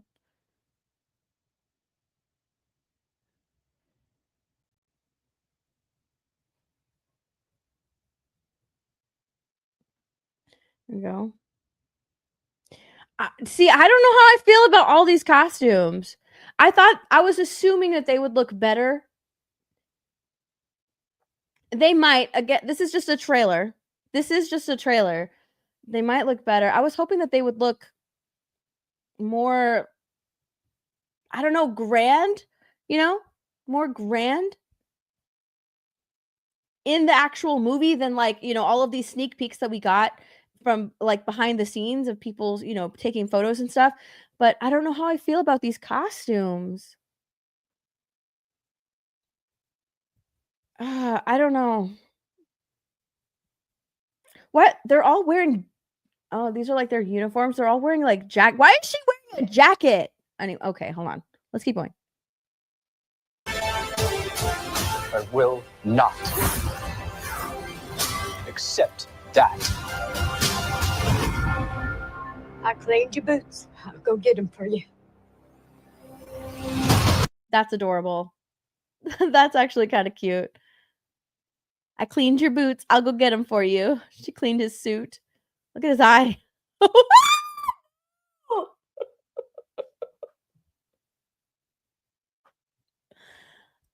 Oh, oh my god.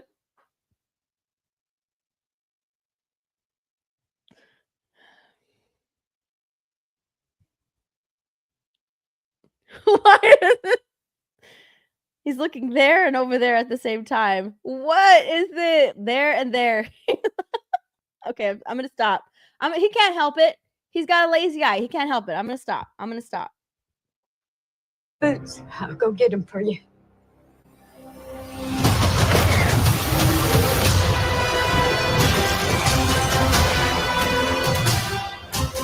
Ugh. Look, but first, let me take a selfie. Why did they put that in the trailer? That's so cringe. Let me take a selfie. This is cool. This is cool. Let's go. Superman fighting a kaiju. Did he bitch slap the military? He did. Look at the hand coming out of the ground. Look at the hand coming out of the ground. He just bitch slapped. I'm looking forward to more of this, like more of the Green Lantern stuff. But this, not this. Like, I want to see something cool, not a hand.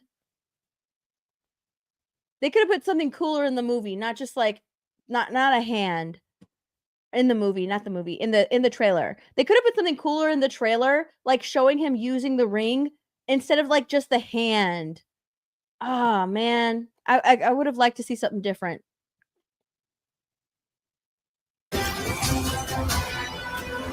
Her helmet doesn't look good. Hot girl. Her helmet looks too big. Doesn't it look too big? See, I don't like the way the costumes look. I don't like the way the costumes look. Her helmet doesn't look good. Hold on. Let me pull up. Oops, wrong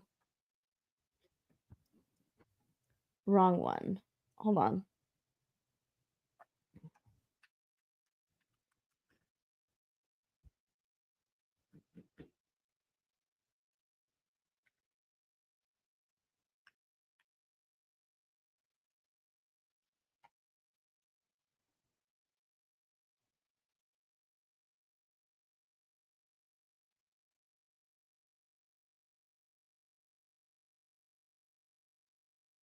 So they had a couple of hot girls. Let me pull them up. Hold on.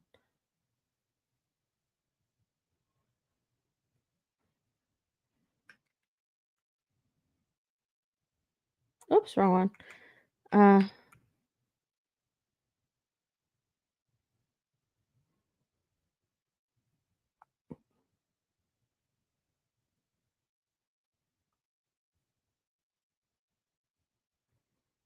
Yeah, I'm not gonna lie. I kind of like this one a little bit better. Even though the suit is darker, The helmet looks a lot better. It looks like it's fit. It looks like it fits her head.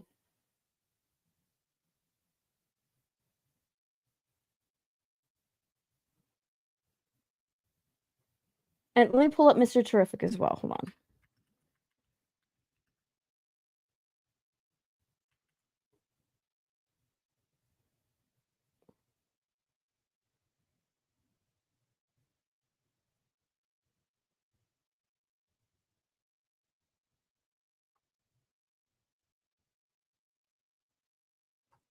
Dang.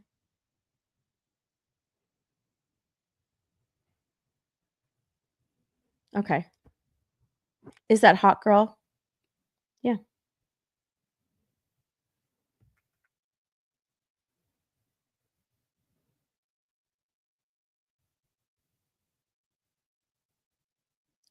Okay.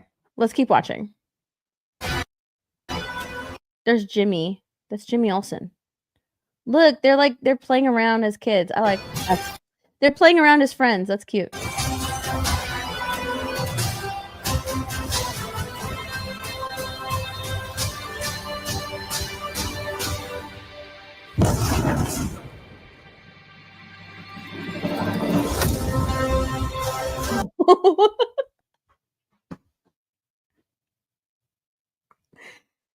Look, the trailer is fine. The trailer is fine. I hope it's good. I hope the movie is good. It should have ended here.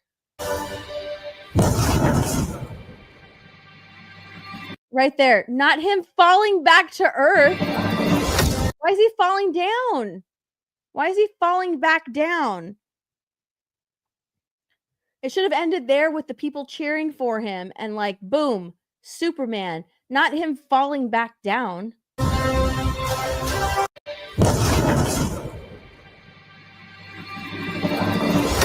Because in my mind, they're like, yeah, let's go, Superman. And then he falls back down. They're like, oh, like, oh no, what happened? Why is he falling back down?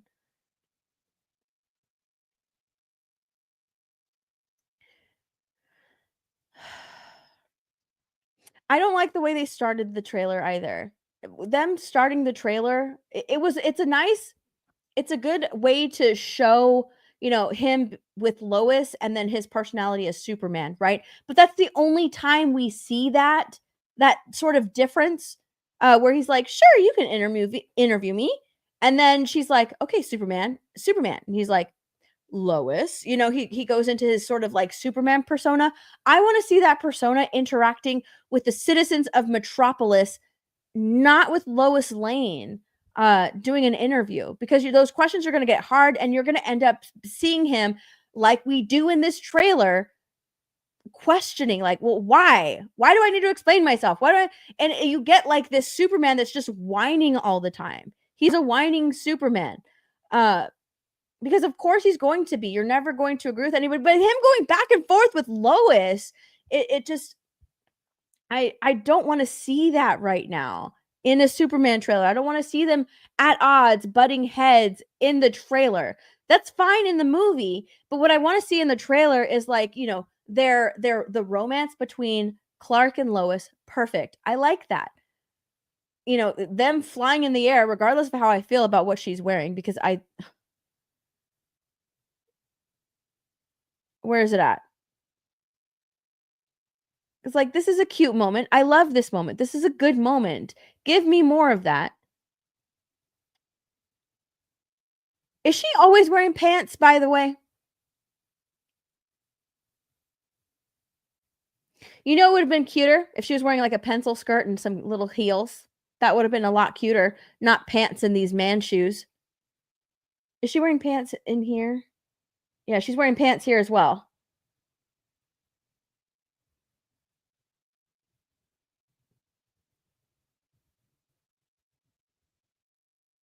She's wearing pants here as well. And the man shoes. Why are they dressing Lois Lane up like in these pantsuits? They're dressing her up like a man. Why? Why are we doing that to Lois Lane? She should be dressed. Like, seriously, why are we doing that to Lois Lane? Get her out of these pantsuits, please. But no, they need to dress her up like that in order to show, that she's a serious businesswoman. So let's dress her up like a man. I don't like that. I do not like that. Let me show you this. Hold on. It's fine. The trailer's fine. If this is the only time we're hearing Clark Kent speak. He's not really speaking as Superman. Well, he kind of is. He's putting on that Superman persona. But this is the only time that we're hearing him speak. This is the first time we've heard him speak. That's it. This is the first time we have heard him speak in all of these teasers and all of these trailers. And what happens? It's very playful with Lois. And then he starts getting really serious when, doing this interview. And then he gets really whiny. This is our impression of Superman. Yes, he's doing all of these heroic things in the trailer later on. And don't get me wrong, I love the way he looks. I don't mind the curly hair as Clark Kent. And I love his hair as Superman. Where are you at? Where was it where they throw the can at him? Oh, here.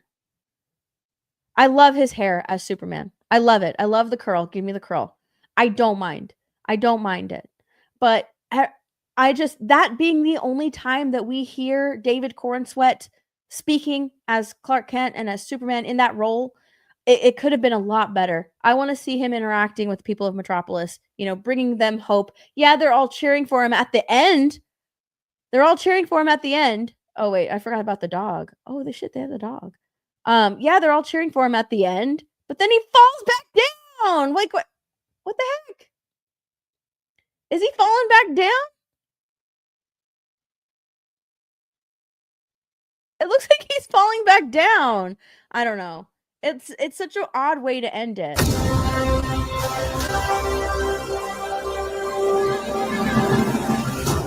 You have a dog?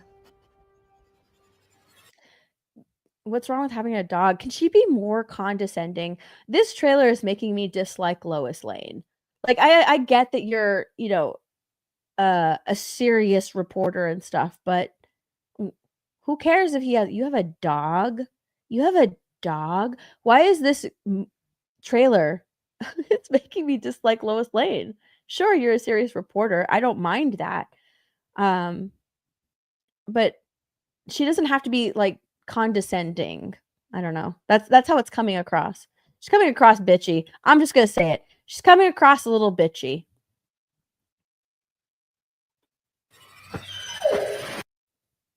Look at his room. He's home. He's back home. You have a dog?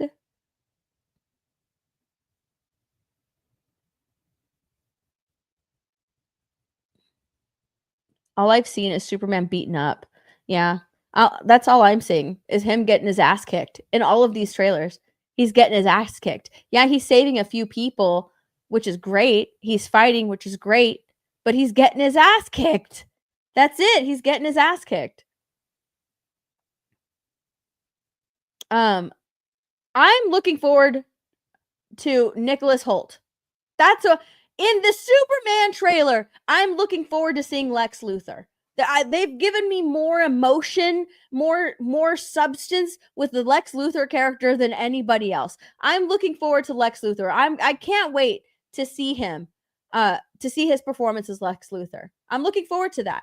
That's the one character that I'm looking forward to in a Superman movie. I'm looking forward to Lex Luthor because he's the one person in the whole trailer that's getting me excited to see his performance. I'm seriously not excited to see David Corenswet play Superman.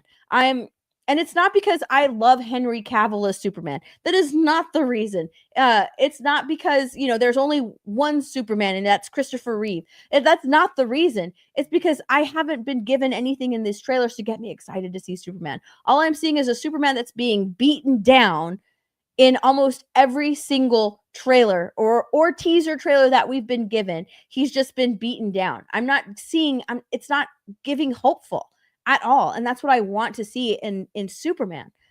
He has this sour look on his face. He's always looking defeated. Now he's fighting with Lois in this new trailer. Like, that's not what I want to see in a trailer. It doesn't get me excited for this movie at all. I don't know. I'm still going to see this movie because I want DC to come back as a brand. As a huge DC fan, I want this movie to do well. I want this movie to be good. That it's not that I want DC to do well. I want this movie to be good because this movie could kick off DC. It could kick off more DC movies, and that's what I want to see. I want this movie to do well, to be good. I want this movie to be good because I want more DC. It sucks that like it started and then it had an abrupt stop with all of the characters that we had been given, and all of those characters were perfect in their casting. To me, regardless of like the writing, the characters that were cast, the people that were cast, except for Ezra Miller, that was bad casting. I did not like Ezra Miller as the Flash, but everybody else was cast perfectly in their roles. They fit their roles. They were great in their roles. Regardless of story, they looked the part, right? They looked the part.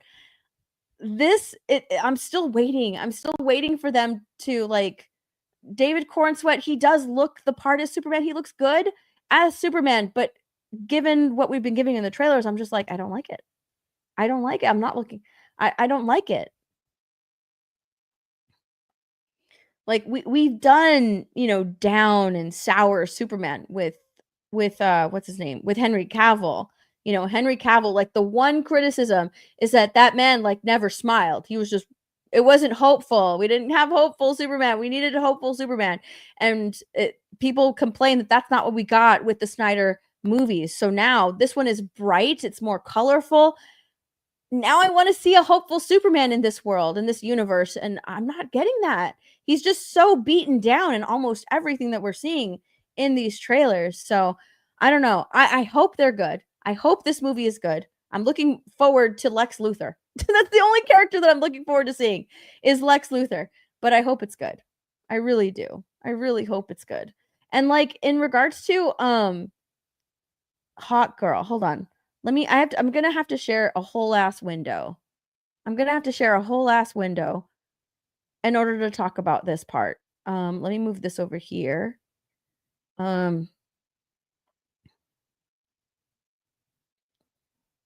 Let's see. Okay. Let me go to where's Hot Girl? Where do we see them? Because she looks the costume looks bad. It looks ill-fitted. The helmet looks stupid. It looks like she can't even see out of it. Let me find it.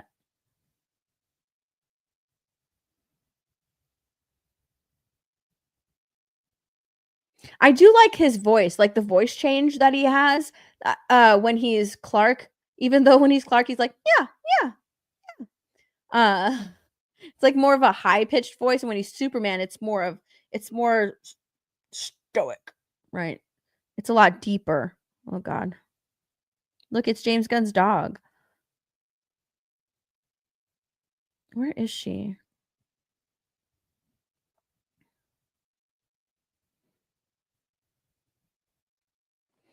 Okay, here's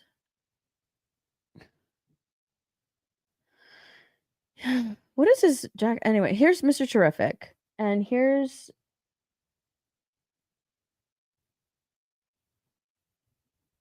let me reshare this really quickly. Let me go to a window. All right, here's Mr. Terrific in the movie, right? This is the movie, and this is from the CW. Like he's got him. It's the T on the. That's how he looks. Like this is just how he looks. This looks better, but the jacket and stuff looks better in the show. It's more fitted. This is all ill-fitting. This really looks ill-fitting. This costume looks better in the show. All right, let me go to Hot Girl. Let me see if I can find her. Hold on.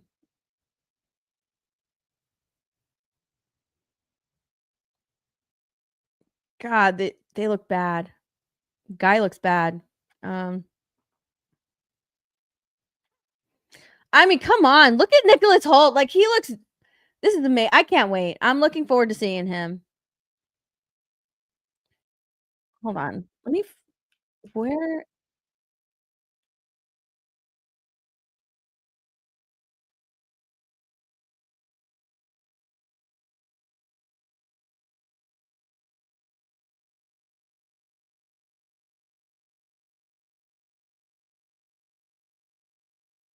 I'm looking for hot girl.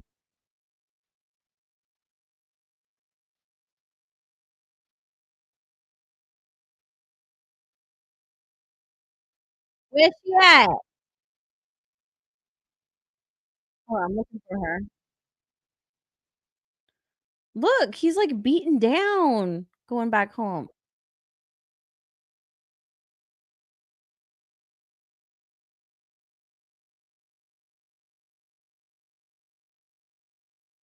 He's not a man. He's not a man. He's an it. He's an alien. Lex Luthor doesn't. Look at his eye. Sorry. I know there's no audio. I know because I had to share a window. That's why there's no audio. I had to share a whole window. Is that hot girl? Yeah, that's her. There she is. Okay, so look at her helmet. Does it looks bad. Now let me show you the one from and her whole costume. I don't like it. Let me show you the one from CW. This looks a lot better. Even though it's dark, like you can get this shape, right? You can get this shape and make it like brighter. If you want to make it brighter, make it brighter. But look at this helmet. It looks like it fits her face. It looks like she can see out of it as opposed to this one.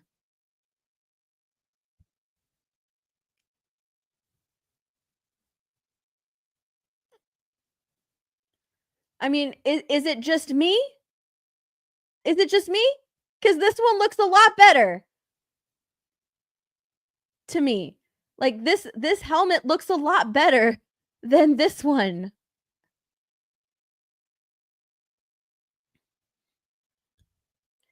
Like again, yeah, it's darker, but you can make it lighter. You can make it these colors. Just make it fit her head. I don't know. I don't like the costumes. I don't like the costumes. There was one where they showed the whole group together. Let me try and find it. Where did they show the whole group together?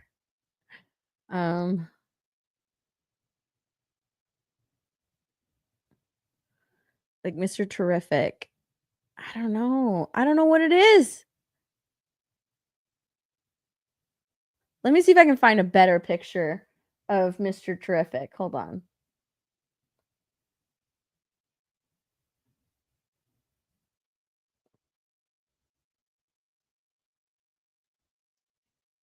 Mr. Terrific CW. You can find like a full body picture. Hang on, let's see. Because like even his costume is better.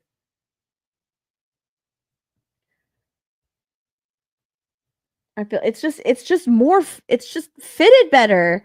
Like it looks oversized. I don't know. Let's see. This one's you can kind of see it.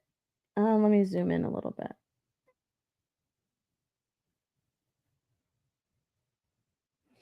I don't know. It just crap. It just fitted better. Like this, his whole costume looks over. It looks cheap. It looks cheap.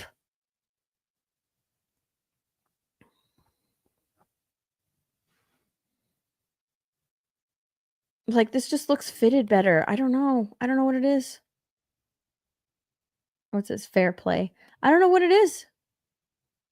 Like he's got the costume is fine. It's what it's supposed to be. It's just it's not fitted right. Just like her helmet. Oh wait, wrong one. Oh, whatever. Just like her helmet. Where's the whole group? Where the whole group at? Show me the whole group. I don't know. I don't like the costumes. I was hoping they would look better on set.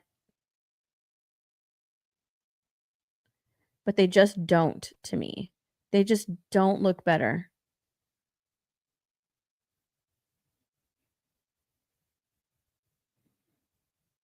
I'm looking. Look, I to be fair, I am looking forward to Mr. Terrific, to his like costume, or not his costume. Sorry, looking forward to all of his gadgets and stuff, because we didn't get a lot of that in the CW. They can do more with movies, so I'm looking forward to seeing more with Mr. Terrific. But I just don't like their costumes. They look way too big. They don't look like they fit them. It makes them look bigger than they actually are. You know what I mean? It doesn't make them look like fit superheroes. Especially Nathan Fillion. Especially him.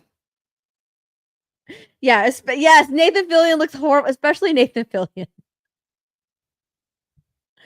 Like, look, why is everything wrinkled? Everything is like just bunched up. Like nothing looks like it fits them. Even Superman's costume in some of the stuff that we've seen, in some of the still images that we've seen, the costumes look bunched up. I don't know who the costume designer was, but a lot of it looks super bunched up. It's not supposed to look like that. Like, let it be fitted. It's supposed to be fitted to your body. That's why I say, like, despite the story, despite how dark it is, the costumes in previous DC films look so much better. They look so much better. They don't look good here. They don't look good here. Her helmet looks ridiculous. It looks so ridiculous. I love this helmet so much better. I love it so much better. This one's so much better than this one in here. Damn. Oh well, whatever. They have the haircut. Yeah, they have the haircut. I don't mind. A lot of people are pissed off about the hair. I don't mind the hair. I don't mind the hair. It's just, this looks bad. The costume is what bugs me. I don't care about the hair. The costume is what bugs me. All right, let's stop that. Let's watch Riri. Riri! Riri. We're gonna watch Riri Williams.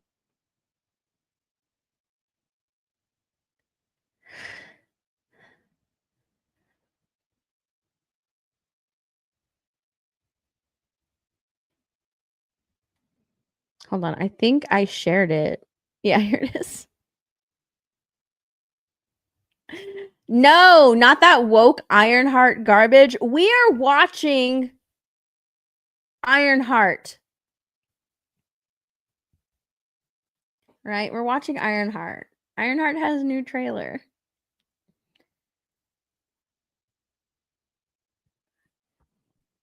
We're watching Ironheart. Let's do it.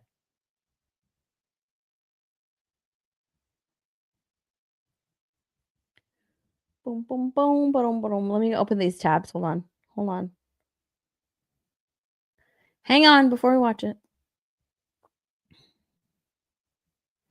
Before we watch it, we have to talk about something else. Hold on.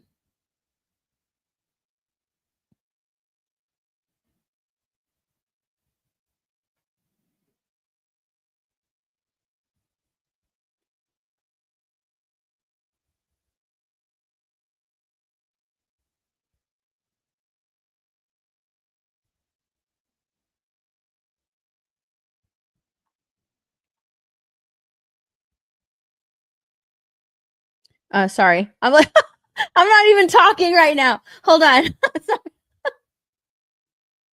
I'm looking for something really quickly. Hang on.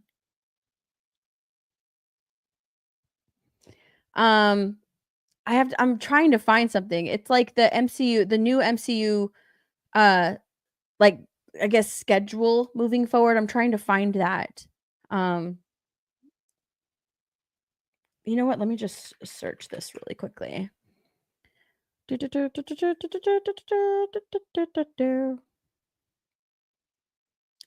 Nope. Let's try this.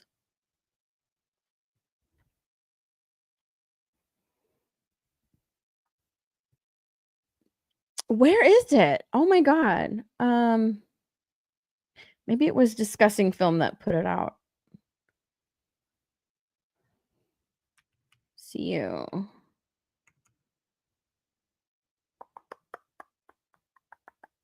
Because now, like, Marvel has kind of like a schedule, I guess. I mean, they've always kind of had a schedule. Oh, here it is. I found it. All right.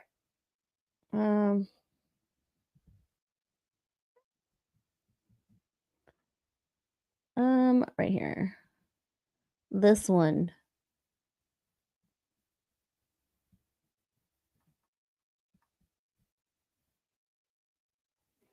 This one. All right, we're going to do this. Let's share this window. Yeah.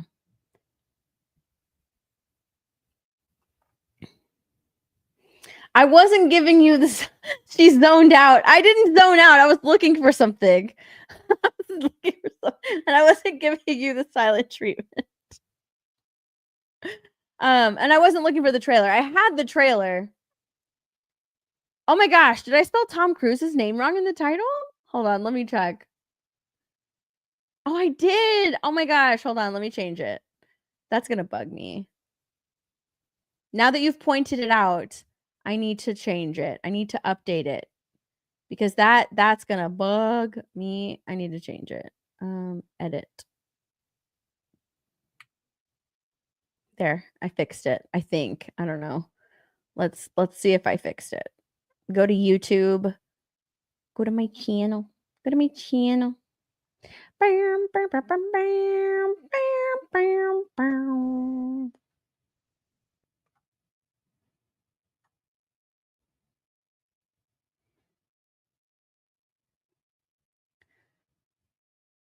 Yeah. Okay, I did it. Yeah. Yeah. Yeah.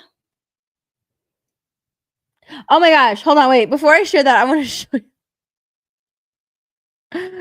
You know that? Yeah. Yeah. When Superman said, yeah, it reminded me of this.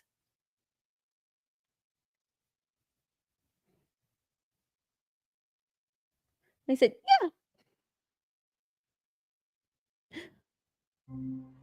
Are you being serious right now? Yeah. Are you being serious right now? Yeah.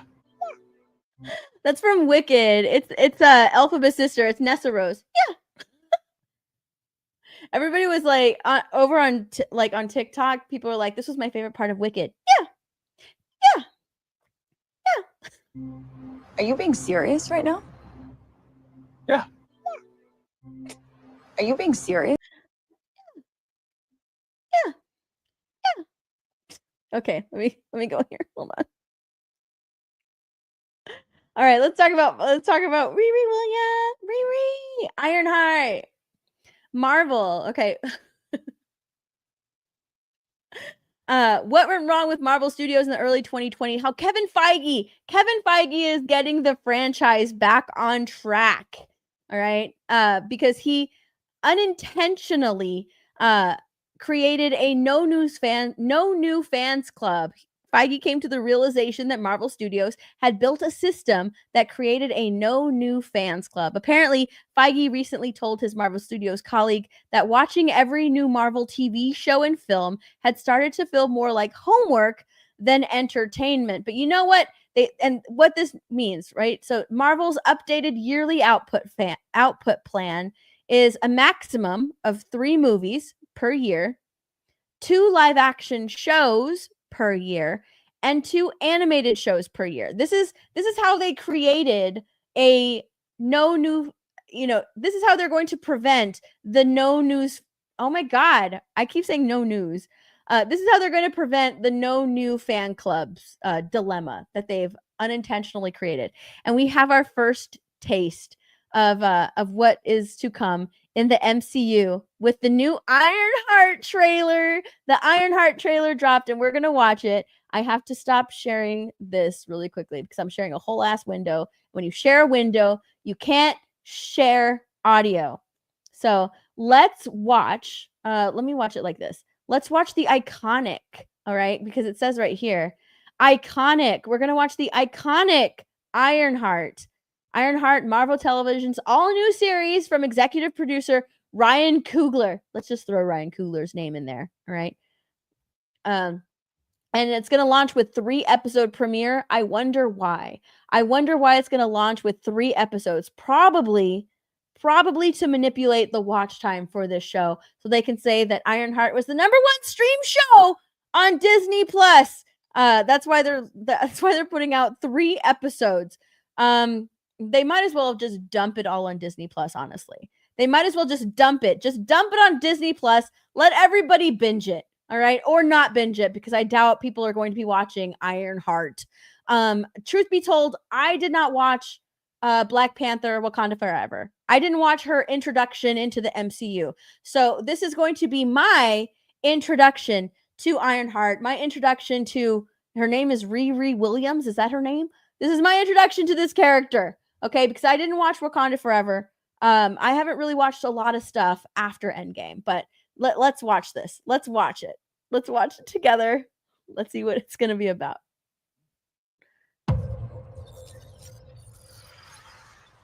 Oh my God. Like right at the beginning, they're like, please watch this show. It's from executive producer Ryan Coogler. Right at the very beginning. Usually they save that like at the end, right? At the end when they're, about to put Ironheart's name or something. But no, it's right at the beginning. Look, this is from Ryan Coogler, everybody. Okay? All right, let's...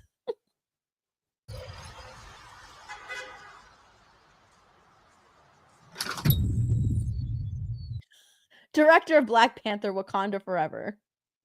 Oh my gosh. Hello?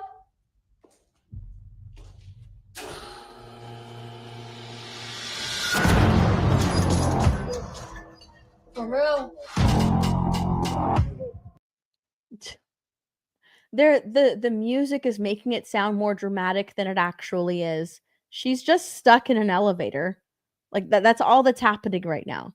That's all that's happening. She's just stuck in an elevator. But they're like, dun, dun, dun, dun. The music is making it so much more dramatic than it actually is. Welcome, Mary. In less than 3 minutes. How did she think that was going? Isn't she a genius?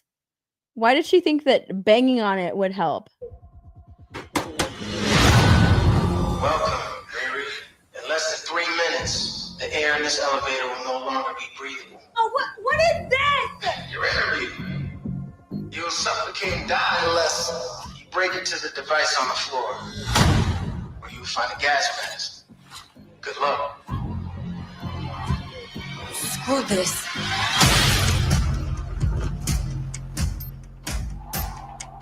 Oh, she's not going to follow the rules. She's not a rule follower. She's going to do her own thing.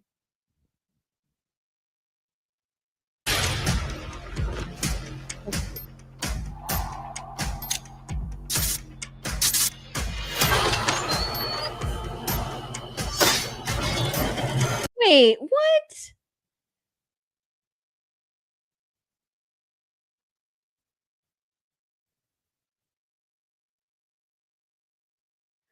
Did she just pull metal off? She's bending metal. Okay. Is she that strong? I don't know anything about this character. Is she strong?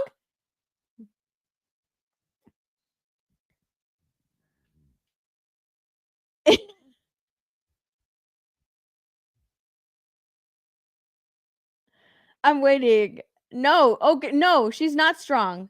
She's not that strong. She's just a human. Are they gonna explain this away with it was an adrenaline rush. When you have an adrenaline rush, you get superhuman strength, and that is why she is able to bend metal. What the hell?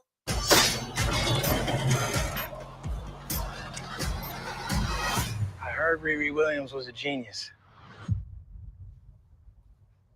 So you win her out.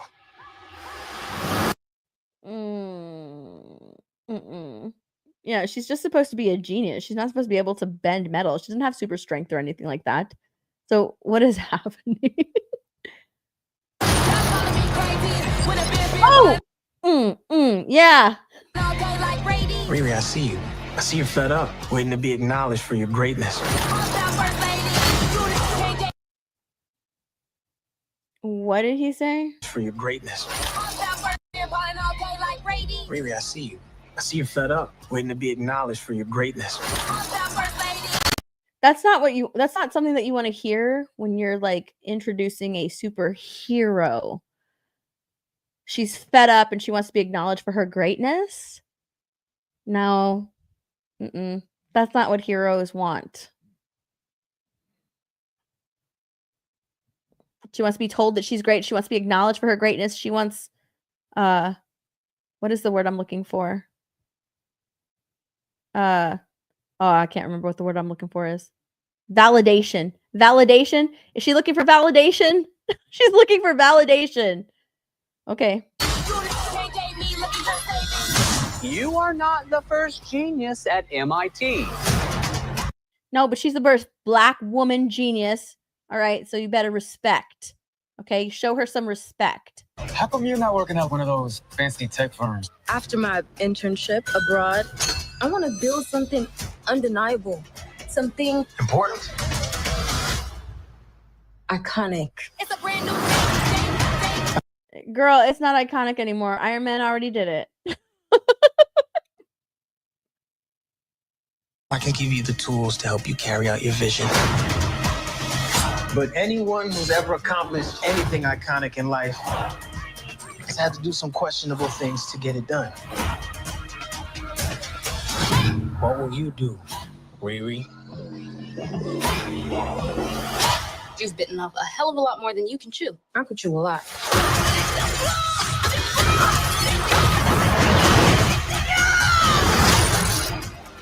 Oh my goodness. Oh my gosh. I like that he goes, I'm going to give you the tools. Iconic. It's a brand new I can give you the tools to help you carry out your I can give you the tools to help you carry out your vision, and just presents her with money. And then she's dancing, throwing the money around. Where is it at? She has money in her pants.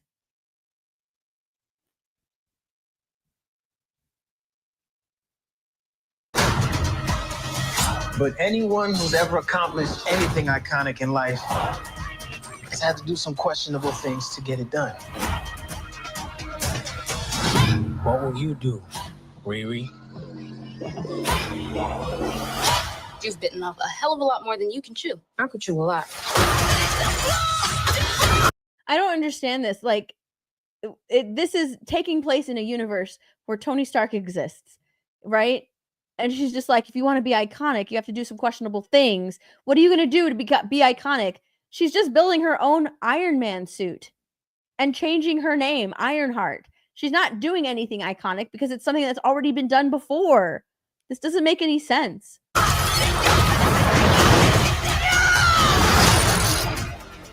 You know nothing about this man. You're gonna end up dead or in jail. This is so much bigger than that.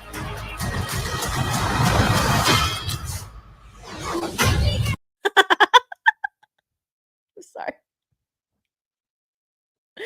What? So much bigger than that. Remember when we had to build up to that point where Tony Stark could like call his suits in which one was it? Was it Iron Man 3 that he could call his suits?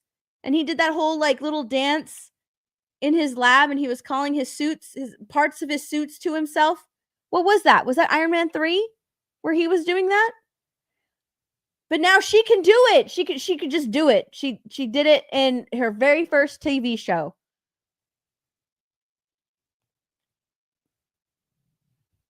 In her very first TV show, now she can just call her suit to herself. It's all sped up. Nothing is earned. It took. Oh, my dogs are barking. Hold on. What is? My dog's barking. Why is my dog barking?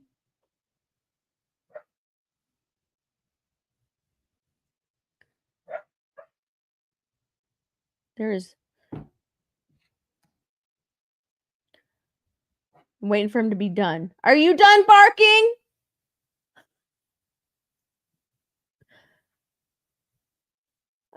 He's going. He's like,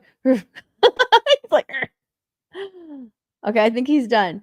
What was I saying? Dang it, I forgot what I was saying.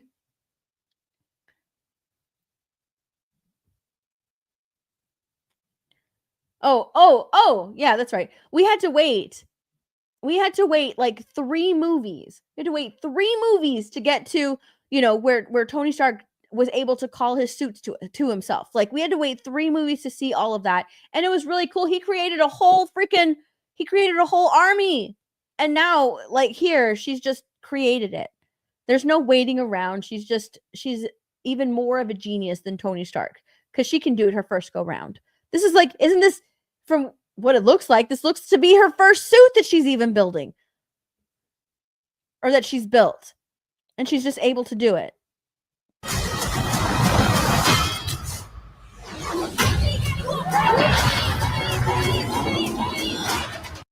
Give me a break. The timing of all of that is ridiculous.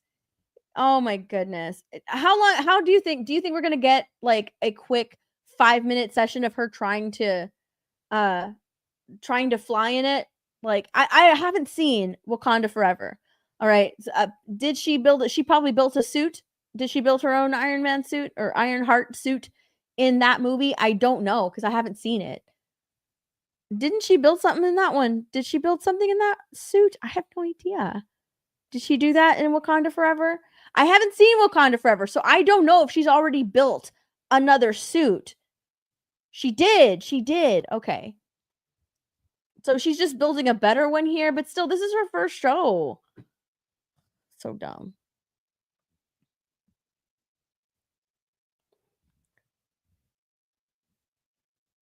In Wakanda Forever, she built a suit from junkyard scraps. I need to watch Wakanda Forever. Oh my gosh. I want to see her. Did she test it out like Tony Stark did? Okay, I can't. Oh my gosh.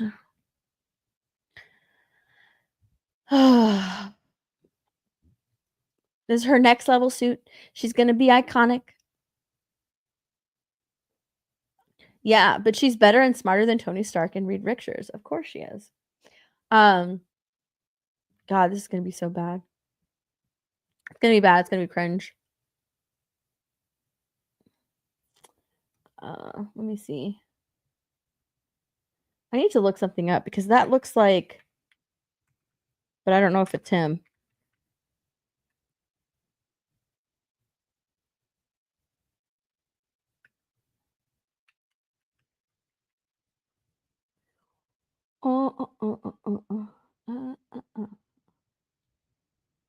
I saw this the other day, but I wasn't sure if that was him. Is that Mephisto? Because I saw this the other day on Twitter that Mephisto was going to be in Ironheart. And is this guy playing Mephisto? Because he's got the cape. He's already wearing the cape. Is that supposed to be Mephisto? Mephisto?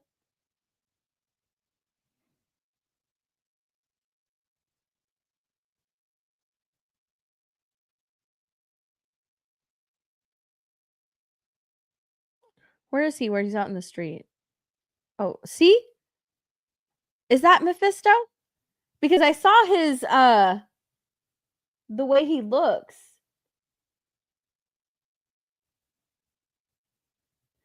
It is. I think it is. Yeah, it's Mephisto. That's supposed to be. Oh, this is what I saw.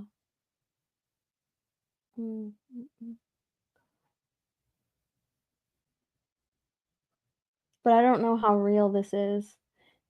I don't know if he is Mephisto because the leaked image doesn't look like this guy. Because I saw a leaked image from on Twitter the other day and it doesn't look like him. So I don't know if he is Mephisto then. Or maybe he is, I don't know.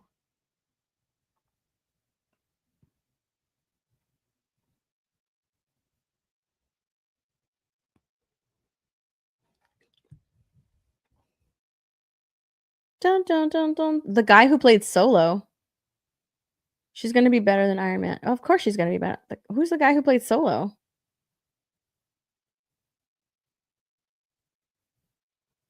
Oh my gosh, look. Is that a girl?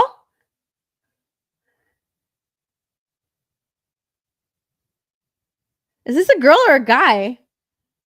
Oh my god. It's a they, them.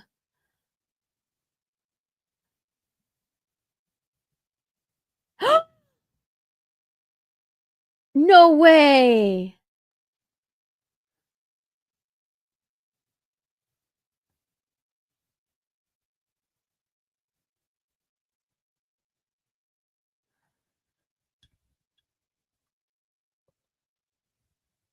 Stop it.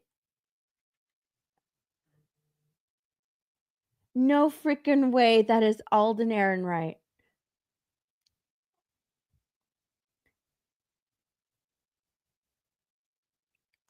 Is that Alden Ehrenreich? Alden Ehrenreich? Yes, that's him.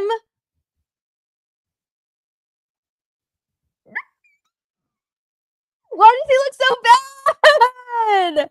What happened?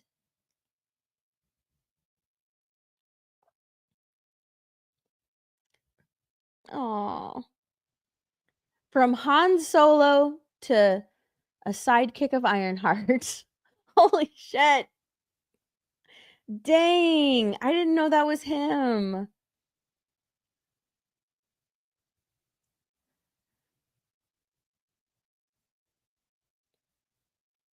Oh, there's more.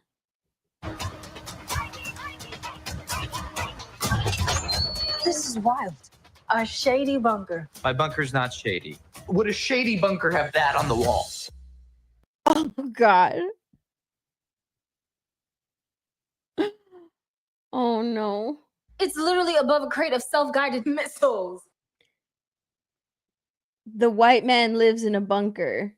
He lives in a basement. I'm returning those. Oh no. Look at Alden Ehrenreich. What happened to him?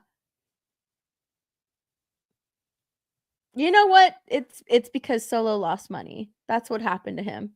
He's still sad that Solo lost money. What the fuck? Oh, from Han Solo to Riri Williams, comic sidekick. How the mighty have fallen. This is terrible. My bunker's not shady. Would a shady bunker have that on the wall? It's literally above a crate of self-guided missiles. I'm returning those. Well, there you go. There's Ironheart. There's Ironheart. She is the smartest woman in the Marvel Cinematic Universe. Are you guys excited to watch it? Are y'all excited for Ironheart? Are you gonna watch it on Disney Plus? Let me know. Let me know. Let me know. Are you guys excited for Ironheart? What do you think? What do you guys think? What do you guys think? Tell me. I feel sad for him too. What the hell? That's a no from me. Oh my gosh. How many episodes is Ironheart? It's a 3-episode premiere. Oh, you know what? Hold on, wait. This is what I said.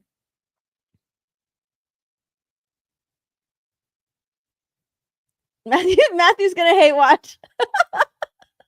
This is what I said.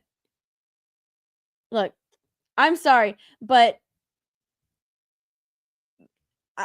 superheroes are supposed to inspire, right? They're supposed to make you want to become a better person. And all Riri Williams wants to be is iconic. This was my take on this trailer over on Twitter. Gen Z superheroes don't want to save people because it's the right thing to do and they want to help. They want recognition. They want to be iconic. It is a narcissistic point of view. That's pretty much what it is. It's a narcissistic point of view. That's all that it is. Gen Z superheroes are narcissistic, just like Gen Z.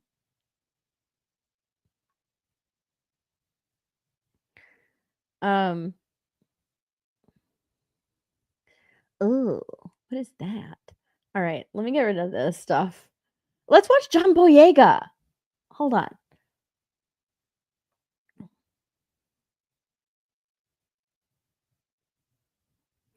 I have John Boyega timestamps. All right, John Boyega did an interview with Josh Horowitz over on his channel for what is it called? What is his show called? For his show Happy, Sad, Confused with Josh Horowitz. All right, that's so he did an interview with Josh Horowitz. It's a whole hour long, but I took some timestamps and I just wanted to, discuss some of the things that John Boyega said. Because some of the things are actually pretty good. Some of the things are look into maybe what his future holds. He did touch on Star Wars, the fans of Star Wars a little bit. He touched on Marvel and what else? He talked about representation for Star Wars. He actually gave his opinion on Reylos. Well, not Reylos in particular, but what Reylos love. And he talked about who his favorite his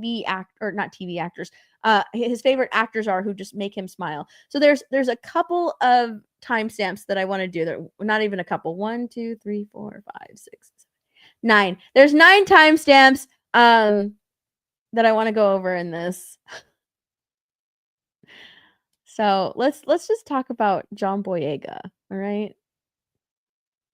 How much did they spend on that trash? Oh my gosh, I don't know. Let me look. What's the budget?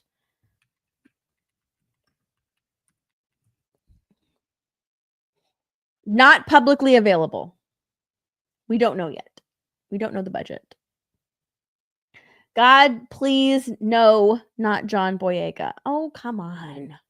Let's do a little bit of John Boyega. A little bit, John Boyega. Let me go to this view.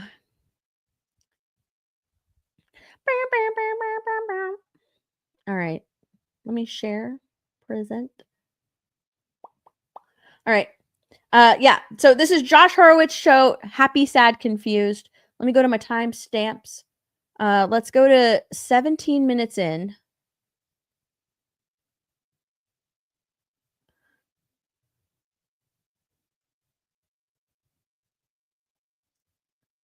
All right. Signing on to Star Wars. Like, what do you know now that you wish younger John knew back then?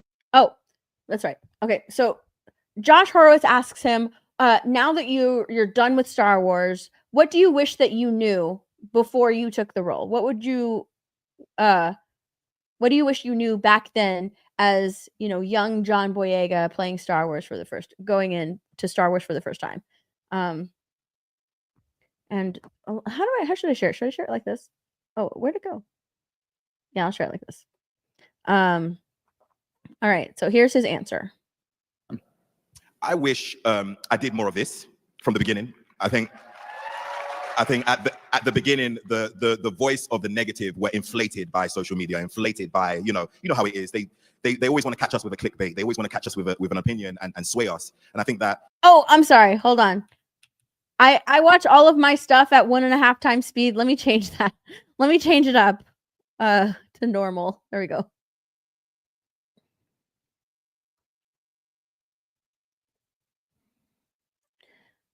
That you wish younger John knew back then?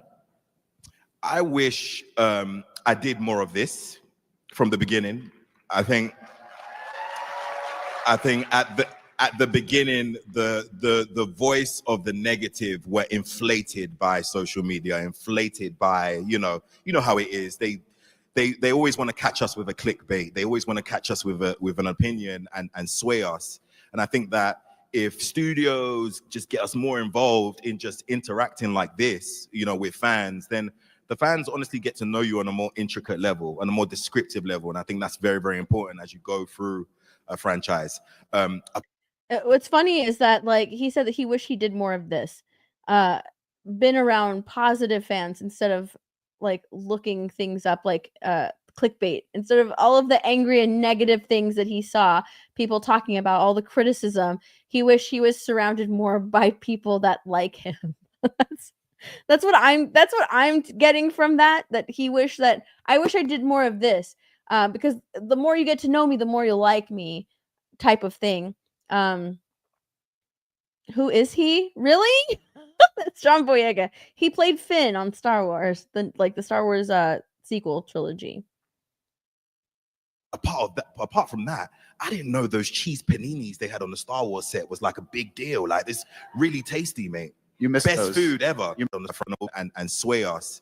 Always want to catch us with a clickbait. They always want to catch us with an opinion and sway us. See, here's my question. Is he talking about like actual fans, or is he talking about interviewers? By social media, inflated by, you know how it is. They always want to catch us with a clickbait. They always want to catch us with an opinion and sway us. And I think that Who is he talking about? Is he talking about interviewers, right? Because here he's asking him a question, and now he's just like talking. He's just giving his answer.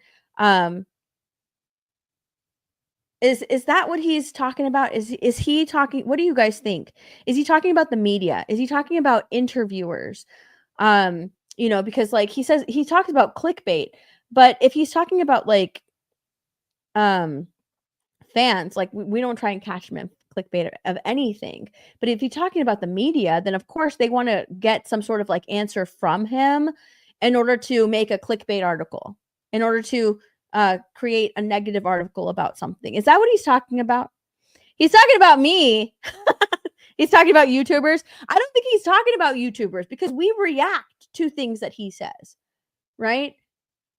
We'll react to something that he says. We'll talk about something that he says in a different setting, because it's not like we're interviewing John Boyega, So when he says that they try to catch us with a clickbait or something like that, it sounds like he's talking about the media.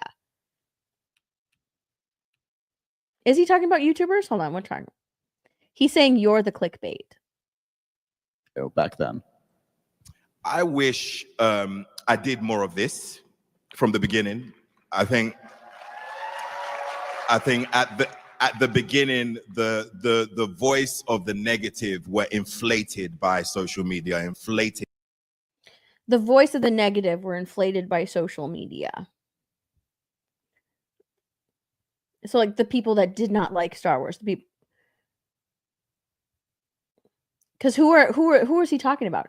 Is he talking about the people that were not liking his casting? Is that what he's talking about? Those people that didn't like his casting, because they're talking about the beginning of Star Wars before he was hired. What do you wish that you knew back then, or what would you do differently back then, or something like that?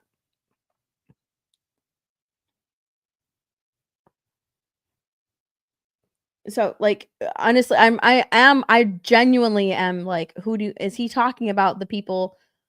Because he's talked in the past about how like people didn't like his casting or something like that. Is that the voice of the negative that he's talking about? And then other people started talking about, and YouTubers started talking about it. By you know how it is. They always want to catch us with a clickbait. They always want to catch us with an opinion and sway us. And I think that. And then when he says they want to catch us with an opinion, they want to catch us with a clickbait, is he then now talking about interviewers? Is he talking about media? I don't know. Who is he? He's not being incredibly specific, so I feel like it's open to interpretation. That if studios just get us more involved in just interacting like this, with fans, then the fans honestly get to know you on a more intricate level, on a more descriptive level. And I think that's very, very important as you go through a franchise.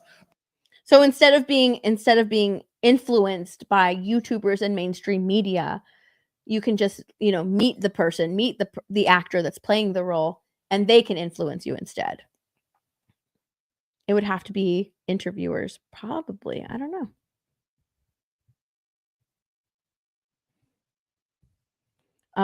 What else? Let's see. Oh, he talks about The Last Jedi, because this is all he talked about there. Then he talked about The Last Jedi.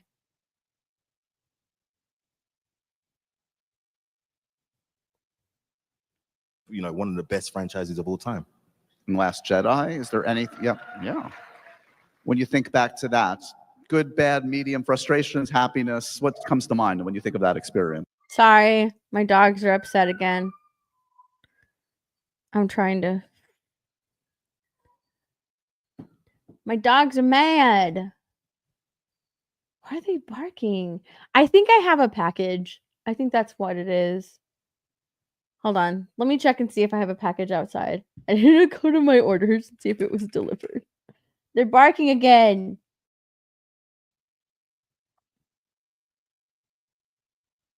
Oh yeah, it's delivered. I got a package. What's up, Steel Egg? How you doing? All right. That's Last Jedi. Is there any? Yeah. When you think back to that, good, bad, medium, frustrations, happiness, what comes to mind when you think of that experience? I mean, Last Jedi, they tried to do what they could with that, but I love The way he says that. The Last Jedi, they tried to do what they could with that. Star Wars a lot. So in planning the narrative, I would always assume that there would be a plan from the very beginning, much like what Kevin Feige has done with Marvel and developing and spreading out those universes. Happiness, what comes? Did he just call out Disney and say like, oh, I assumed there would be a plan. I assumed there would be a plan with The Last Jedi. I was totally wrong. The mind when you think of that experience? I mean, Last Jedi, they tried to do what they could with that, but I love Star Wars a lot. So in planning the narrative, I would always assume that there would be a plan from the very beginning, much like what Kevin Feige has done with Marvel and developing and spreading out those universes. So on The Last Jedi, I was a bit like, some choices creatively, which I have spoken about, not to get into. Like, I was a bit like, I don't know. He just, oh man, he's saying that they didn't have a plan. He is saying they did not have a plan. Well, we already know they didn't have a plan, right? All these years later, like we know they didn't have a plan. But now he's like, I assume they had a plan. They obviously didn't. Now he's actually saying they didn't have a plan. Last Jedi, I was a bit like, some choices creatively, which I have spoken about, not to get into it, that I didn't agree with. Because that was just as a nerd. I mean, I feel like a lot of us are into anime, we're into, movies, and we can go back and forth with our friends that are fans of the same thing. It doesn't mean I'm going to detach from the IP. It just means that was whack. See, even John Boyega is calling The Last Jedi whack. It looks like we've got a bro raid. What's up, guys? Beardo sent us. Well, thanks for being here. Thanks for hanging out. Thank you, Beardo. Aw, a bro science raid. I know they do the I don't want to do that. I'll just there you go. That's all you're getting from me. Trust the BS. Yeah. Trust the BS. Thanks for hanging out. Thanks for joining. Thanks for coming in, Raiders. I appreciate it. Thank you, Beardo. Hold on, wait. Thanks, Beardo.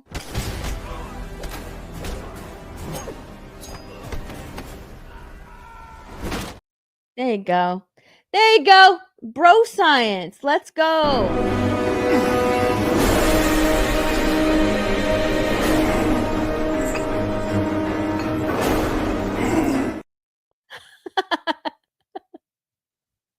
There you go. Bro science.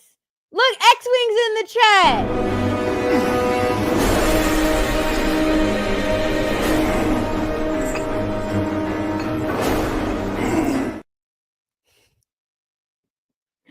Thank you so much for the raid. I appreciate it. Thanks so much. Where were we? Yes, John Boyega. John Boyega is not going to detach from Star Wars, but he is going to point and laugh at it. Fear the Beardo's in the chat. He says, Trusut the BS. Go, Beardo. Trusut the BS.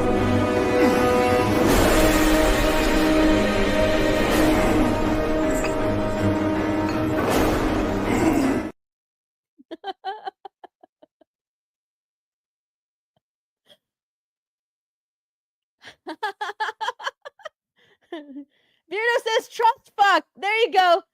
Trust fuck.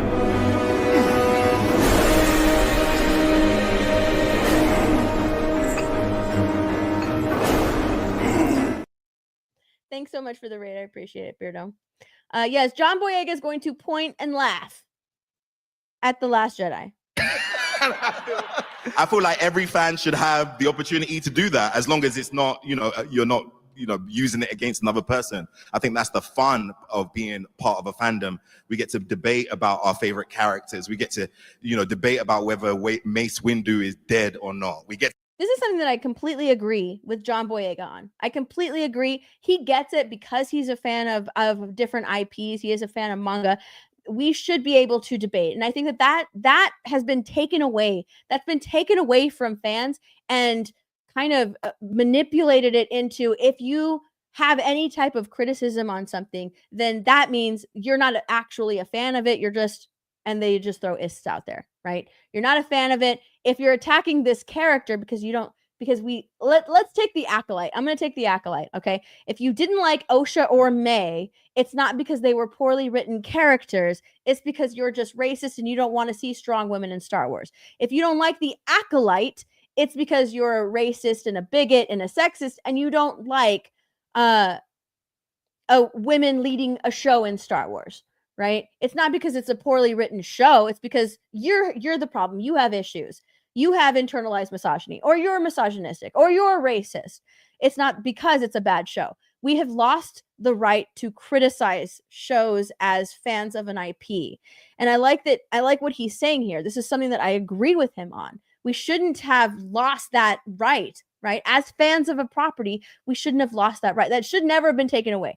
We should be able to criticize things as they come along. I think slowly, the majority of people, as we're fed more and more crap by all these studios, a lot of people are sort of getting their voices back, and so like the majority of the criticism, because the criticism is valid and people are now seeing like, oh yeah, that really was shit, or yeah, I kind of see where you're coming from, or yeah, it was bad, and they're just continuing with bad. They're sort of like, in giving us bad stuff over and over, they're lowering the bar lower and lower and lower and lower, to where like, yeah, I can now see that what we've been giving is shit, so the criticism is valid. So as more and more people are sort of opening their eyes and waking up to that, all of the people that are just like defending it just because a woman is leading the role, right, and whatever property it is, whether it be in Star Wars, in Marvel, in DC, whatever the property is, a lot of more and more people are seeing like, yeah, maybe it is shit. Maybe it is the bad writing. And slowly, the actual fans of these properties are drowning out the fake ones, right? The tourists who are just here because they want something, because they're here just because of DEI, right? They're here because of just, oh, is this the next diverse property that I have to support? Okay, this is what I'm going to support. So I'm going to change my Twitter banner and my Twitter profile picture to this new thing that we're all supporting, right? We're all in agreement. We're going to support this new thing. This is the new thing to support. Okay, we're going to support it. Slowly and slowly, those voices are being drowned out by the actual fans who have been here from the beginning. Who are now finally, they've just had enough of it. And I think that like the fans that have been here from the beginning who like really wanted, right? I think that they wanted to like all of the new stuff. They wanted to like all of the new stuff that was coming out, so much so that they were willing to overlook the bad stuff, in the hopes that, oh, it's going to lead somewhere. Don't worry, it's going to lead somewhere. Marvel is a great example, right? Because I think a lot of people liked WandaVision. And I just recently watched WandaVision. When what's that show? When Agatha All Along came out. That's when I watched WandaVision, because I didn't watch it when it originally came out. I wasn't interested in it. It didn't look good to me. The trailers didn't draw me in, so I was like, it looks kind of boring. I don't want to watch it. I only watched it recently when Agatha All Along came out. And when I watched it, I was like, this show sucks. How come it was getting so much praise? I don't like it. Like I liked like the beginning of it. I thought that was an interesting concept, but as it went on, it was terrible. I watched Doctor Strange in the Multiverse of Madness, and Wanda's character was terrible in that one. And like, I'm supposed to understand her more by watching the WandaVision show, and I still don't understand it. I still think she's a terrible character. So like, I think that like people wanted to watch it. People wanted it to be good. Loki is another example. Like I watched the Loki show because I liked the character of Loki, and I think that I was sort of blinded by my like of this character that I was willing to overlook all of the shit in that show. That show was bad. It was a bad show. And now people are like, well, I mean, it's better than anything Marvel's given us lately. Yeah, because the quality was starting to decline, and now we're at the bottom. We're in the pit. All right, we're in the pit of Marvel. So compared to the pit of Marvel, sure, those shows were bad, but those shows were good compared to the pit, but they've always been of lesser quality, of lesser like writing quality.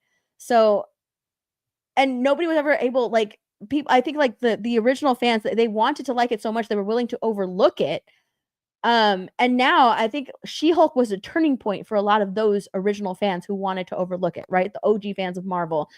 She-Hulk was a turning point where Marvel fans were like, nah, okay, I can't stand up for this stuff anymore. Like, it really is crap. The decline is real. What these people have been saying is real. The decline of Marvel is happening. And so like, and so now a lot of people, more and more people are sort of like noticing that. And so our voices are sort of coming back. They're drowning out all the people who are just attaching themselves to these projects because they can see themselves in this project, right? They can see themselves in these IP, which is stupid, but whatever. So I agree with John Boyega when he talks about that. Favorite characters. We get to, debate about whether Mace Windu is dead or not. We get to like have those topics. Do you think he's dead? I don't think Mace Windu is dead. No, right? Yeah, I don't think he is. One arm, but he's out there. One arm, he's out there. That's even better. So he has a droid arm, and he's gonna be killing people by the time he come out. Samuel, I've already told your wife I need you back, man. I need you back. And then Rise of Skywalker. What's the post-mortem what's the analysis of that one for you? Rise of Skywalker, I had a brilliant time, but I knew because of the structure change from The Last Jedi, it was really tough on JJ to come back and kind of like tie everything together. And I know he was. He's like, JJ was fucked when he came back in. It was really hard for him because Rian Johnson ruined everything. Like, Rian Johnson there was no plan. So he had to try and do whatever he could with these characters. Well supported, and everybody wanted to make sure that the narrative came to a complete end in the right way possible. So I was just supportive of whatever JJ wanted to do, being as if we had so much history from The Force Awakens. And some of the narrative about Finn that was established in The Force Awakens were picked back up by JJ in The Rise of Skywalker. And it's hard to do it. It's hard to, establish. Yeah, that was actually kind of sad that Rian Johnson was just like, I'm not going to do that with Finn. Because he was Force sensitive. When did he talk? I think he talks about here when he's Force sensitive. Establish Rey and then establish another Jedi. You have to kind of split things up with the time that you're given. But I appreciate the little things that JJ was doing in there. I mean, I did try to tell Rey before I went down. There was a couple of takes where I just said it. I'm a Jedi. I feel really bad for John Boyega because I would have loved to see Finn become a Jedi. That would have been something really cool to see, a stormtrooper defect and then, be Force sensitive and become a Jedi. That would have been a dope ass storyline. But no, we couldn't get that. Rian Johnson didn't want that. There was a couple, but it was good to tease the. Seriously? Yeah. Oh, you didn't know Finn was Force sensitive? No, I knew that, but I didn't know you actually said. Yeah. So I wanted to say it. I mean, when they're going down into the quicksand, but I appreciate JJ for putting those Easter eggs in there and trying to expand so that if there is ever a revisit to Finn, there is stuff to play with. That would have been nice. I hope there's I don't know. I don't think he's ever going to come back to Star Wars though. We'll see. He talks about Daisy Ridley's film. It's like Daisy's coming back. It's in development. Were you aware of that? Does Daisy text you like FYI, buddy? Like, how did you find that out? I miss Daisy. I haven't seen Daisy face to face in a minute. I mean, we'll do text or call randomly, but I found out online because I've been a genuine fan. I watch reaction videos. I'm on the subscriber list, man. I still get the John Boyega subscribes to YouTube. The emails. As if I'm not in the film. Like, Star Wars The Force Awakens comes out. I'm like, oh, is it? Who do you guys think John Boyega subscribes to? What Star Wars YouTube channels do you think John Boyega subscribes to? He's like, I still get notifications for Star Wars videos on my phone. So I do stuff like that. But so when I found out about Daisy's movie, it made sense. It made sense that to expand the franchise in that way. And I was kind of like, you know, I'm just looking forward, first of all, seeing if it's real, because sometimes we have had a few Star Wars announcements, and you know, development is development. You can't always get it done, but just hope. Oh my god! Even John Boyega is wondering. Which of these Star Wars announcements will come to fruition. He's even second guessing Daisy Ridley doing her own female-led Star Wars movie, because Star Wars has made a ton of announcements, right?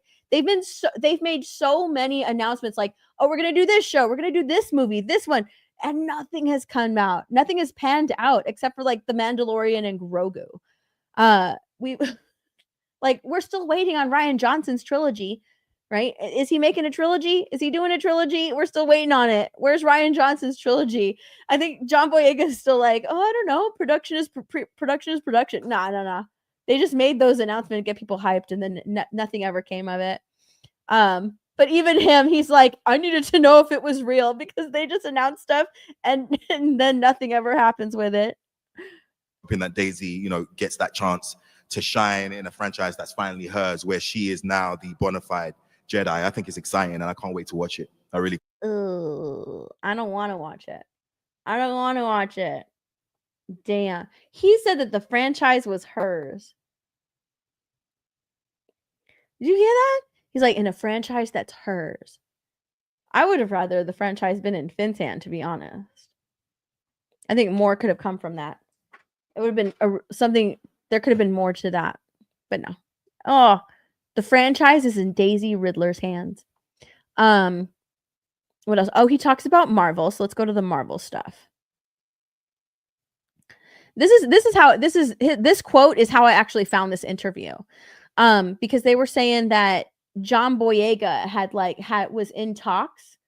He's met with Kevin Feige, but he won't join the MCU anytime soon. So he's had meetings with Kevin Feige, but he's reluctant to join the MCU because to him, the MCU was over at Endgame. He literally says that. Like, who does he? He says that it's over it's over with Endgame. So yeah, he probably watches. He watches Ryan. He watches Drunk 3PO. I wonder if he subs to Knights of Melvin. He watches Gary. Probably. Finn was a character with potential who was thoroughly wasted. The dynamic between him and Poe was great, but they trampled that too. 100%. Yes. Yes, he was wasted. Finn was wasted. And it was Rian Johnson who wasted him. Rian Johnson completely wasted Finn. He wasted his character, turned him into a joke. He didn't make him important. He made him like this side character whose story really doesn't matter, because that story, that whole side quest that he went on with, what's her name? What is her name in the movie? Oh my gosh, I can't even remember her name. Where they go to the casino, Rose Tico. When he goes to the casino with Rose Tico, like that could be just completely taken out because that led nowhere. That didn't go anywhere. Really quickly, so sorry you guys, I haven't gotten to these. Spirian, thank you for gifting a membership. I appreciate it. Justin Martins with a member message. Hey Steph, did you know a year ago today I started locksmithing? Oh, that's cool. It's really opened up a lot of doors for me. I bet. That's a lost art, locksmithing. That's cool. You can break into stuff now. You can break into a bank. You're blarmy for 2. Steph, none of the men here understand fake nails. Look, hey, in between news topics, we talk about some cringe TikTok stuff. Just to take a little break and laugh at things, okay? We laugh at the cringe. Sparian gifted another membership. Thank you so much.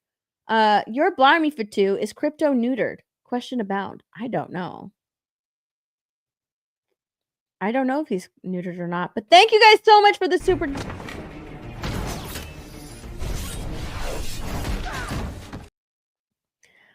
Mike Noss with a member message. Thank you for being a member. Their suits reminded me of time travel suits from Avengers Endgame. Similar design, really. I don't know. They don't really remind me of their suits from Endgame. I don't see that. Not really. I don't like the jackets though. I don't like it. Alberta on retro for 5. The movie will be shit because Gunn doesn't respect lore anymore. Then Taika Waititi did. Guardians of the Galaxy succeeded in spite of him, not because of him. I think the whole Superman movie is a James Gunn self-insert. It's about him. Like the whole movie is going to be a James Gunn self-insert. Because he's taking inspiration. You saw that like he's been taking inspiration from his own life. There's the whole thing with like all of the Redditors and all of the people with the whole monkeys on the computers being like trolls on the internet. That's taken from James Gunn's life. His dog, Crypto, is based on his dog, taken from James Gunn's life. Even Superman was based on James Gunn's like, was it his brother-in-law or something like that? Like even that character was taken from something inspired by someone in James Gunn's life. So that's wild to me. Usually we see that with women writing things. Like, I'm sorry, but if I'm going to call out that thick neck, what's her name? Leslie Headland, for doing a whole self-insert with The Acolyte. I'm calling out James Gunn for doing a whole self-insert in the Superman movie. Because that's what I see. Everything I read about it, it's just like, oh, I took this from this and this and this. There's plenty of inspiration. You know where? In the comics. You don't need to pull from your personal life. Alberta Retro for 2. I've never liked Lois Lane. I love Lois Lane, but not here. I don't know. I don't like her. I'm disliking her more and more in this trailer. Alberta Retro for 2. Black Girl Magic. Riri Williams.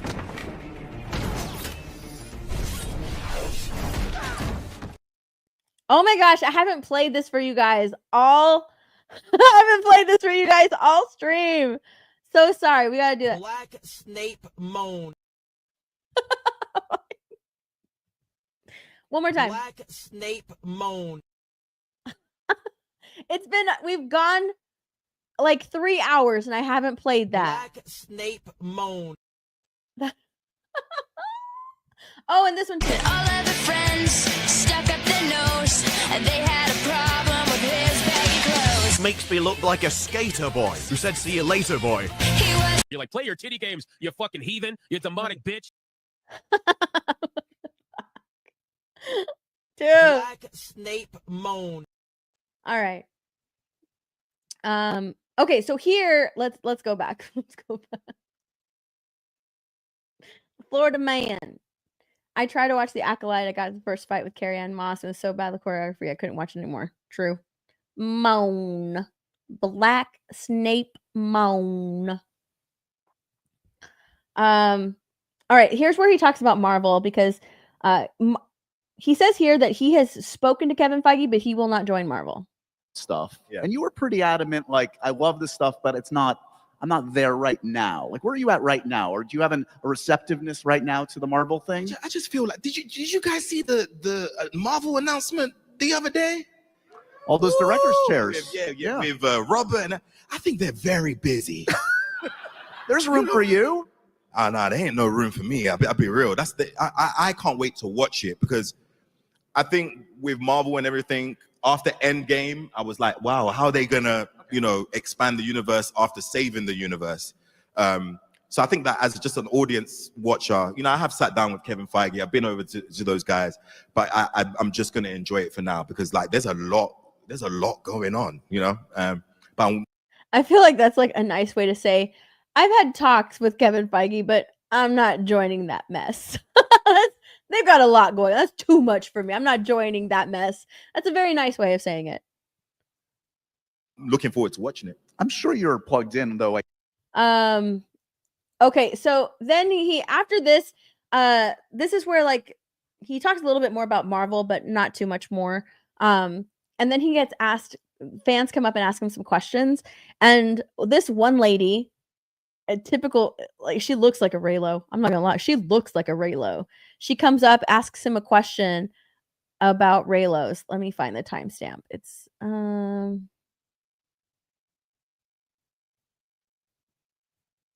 No, Mr. Co-pilot. Gunner. I took him. Go for it. Hi, John. I'm Christy. How you doing? And I am definitely in the minority. I am a massive Raylo fan, definitely in the minority on this. And I was just wondering, had Ben Solo not died at the end of Rise of Skywalker, would Finn and Poe have accepted the relationship that Rey and Ben would have had? No.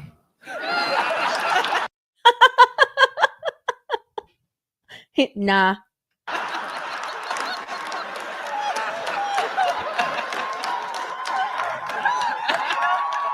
Look at, he's judging her so bad. He's like, Raylos are weird. Thank you. Things just got real. Things got intense up here. I mean, look, ladies in the room, straight ladies in the room. When he is pursuing you, him trying to kill you is not a part of the romance. Okay? Chasing him and saying, we can become something powerful. I'm there like, I want to tell my sisters to do that. But that kind of reflects off of the spiritual element to Star Wars, the fact that she recognized the good and was fighting for it. But if I was Finn there, Finn should have had a line where he said, girl, leave him be. Come home with me. I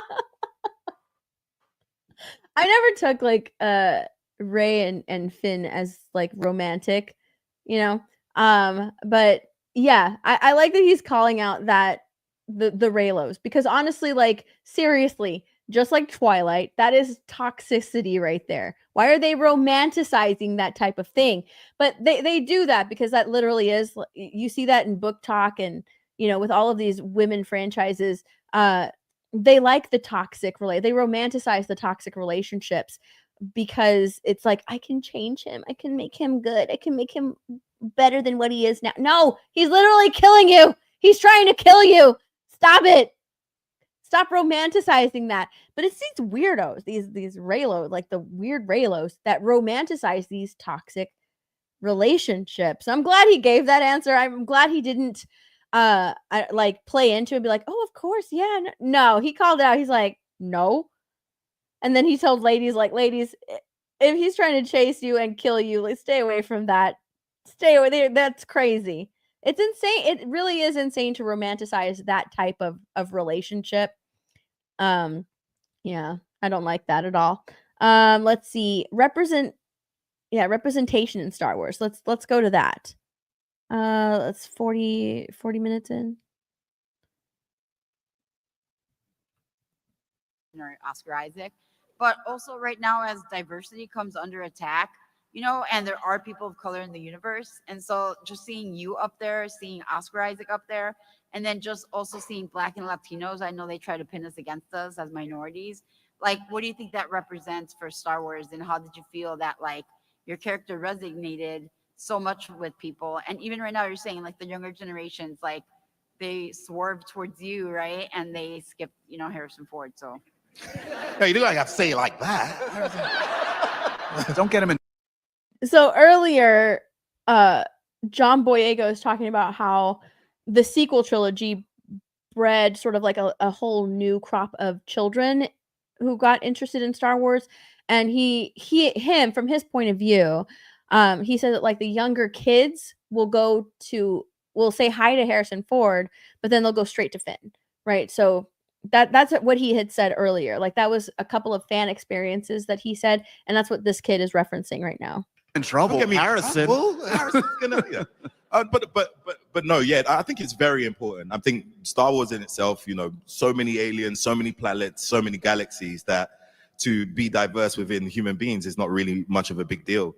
And I think a lot of Star Wars fans really, cling on to that, especially when we talk about the younger ones who are just used to a diverse Star Wars. You know what I mean? And I think everybody that's in the Star Wars movie, they're not just there because of this. They're also there because they're skilled actors. They auditioned, they worked hard for it.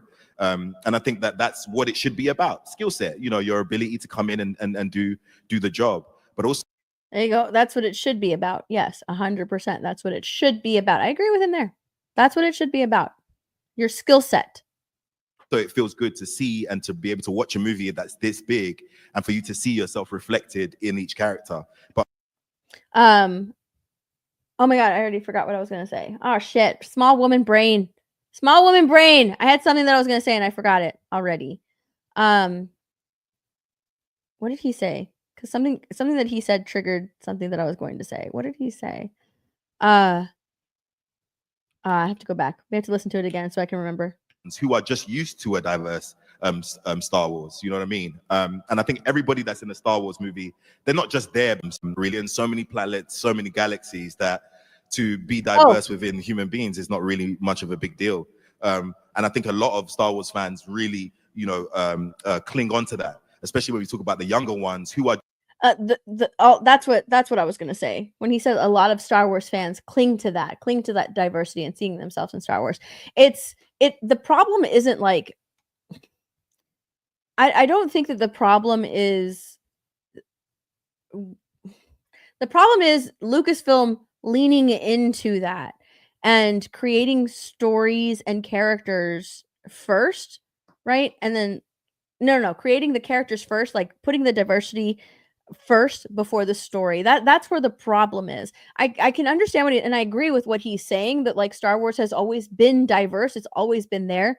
But the problem is, that the way that Star Wars is now, they've sort of leaned into diversity and marketed it with that being the focal point of the story of their marketing plan. Oh, look, we have like the first gay character in Star Wars, or look, we have the first gay kiss in Star Wars, or look, we have the first black Sith in Star Wars, or something like that, right? They've always just leaned into the diversity and marketed their show that way instead of marketing it and creating a story just for around like the characters and stuff, and marketing it with like putting the show first, not just diversity first.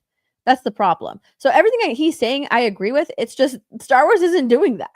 That's not how Star Wars is doing it. just used to a diverse Star Wars, you know what I mean? And I think everybody that's in the Star Wars movie, they're not just there because of this. They're also there because these skilled actors, they auditioned, they worked hard for it. And I think that's what it should be about. Skill set, your ability to come in and do the job. But also it feels good to see and to be able to watch a movie that's this big and for you to see yourself reflected in each character. Listen to what he says next, though. He says that's really cool that you get to see yourself reflected in a character. But then he goes on to say this, because he's almost like, good for you. But look, I didn't have no problem seeing myself reflected in Han Solo, or seeing myself reflected in Princess Leia, And I think that it's just a continuation of that. And the more and more people join with great characters and great writing, the more they'll be accepted by Star Wars fans. But boom, with great writing and great storytelling, the characters will be accepted by Star Wars fans, because that's what's important. He's like, representation is good. It's good that you're able to see yourself. That's great. But I didn't have any problem seeing myself in Han Solo or Leia. It's because those are great characters. So good writing and storytelling is what's important. If the writing is a little bit off, people have a creative thing against it. That doesn't necessarily mean they're talking about, this. And I think that's a thing that us as a Star Wars community are learning each day. And I think it just makes our community a little bit more fun. I love that. I love what he says there. He's like, if the writing is off and people are criticizing a character that doesn't, he points at his skin. He's like, it's not that they're criticizing this. They're criticizing the writers. They're criticizing the writing. Against it. That doesn't necessarily mean that, people have a creative thing against it. That doesn't necessarily mean they're talking about, this. And I think that's a thing that us as a Star Wars community are learning each day. And I think, yeah, that's what's lost, is that if you're criticizing a character like Osha or May, then you're literally attacking the actress that's playing her because she's black. And that's not it. That is not it. And it's interesting that he said that. Didn't he come out and support that actress? Hold on, let me double check. I need to double check. Was it him that came out to support her? John Boyega. I can't remember. Let me check. Oh my gosh, this was so long ago. I'm gonna have to like scroll. Let me just Google it instead of looking at his Instagram because I could have sworn he did. John. Mm, mm, mm, mm, mm, mm, mm, mm.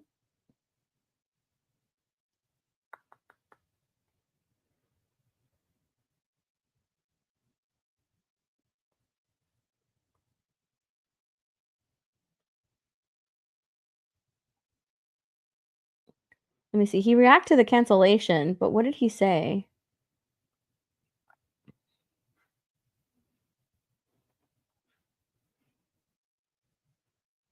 Oh, he just gave her like the Han Solo gif.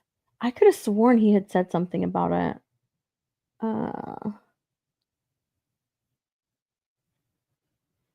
Oh, there it is. It was that. Let's see what he said there.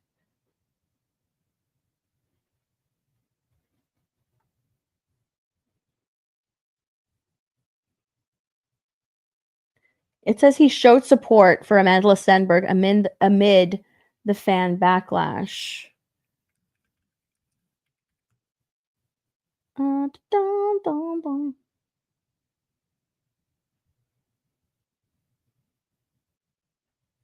Okay, I found it. I think I found it. What did he say though?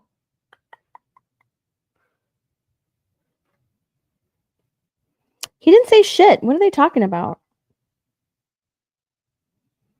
Trilogy.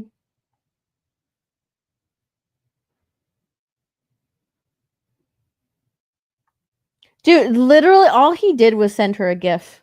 And they're like, oh, he backs her. He backs her from the backlash. No. I don't know. I don't think he did. I don't think so.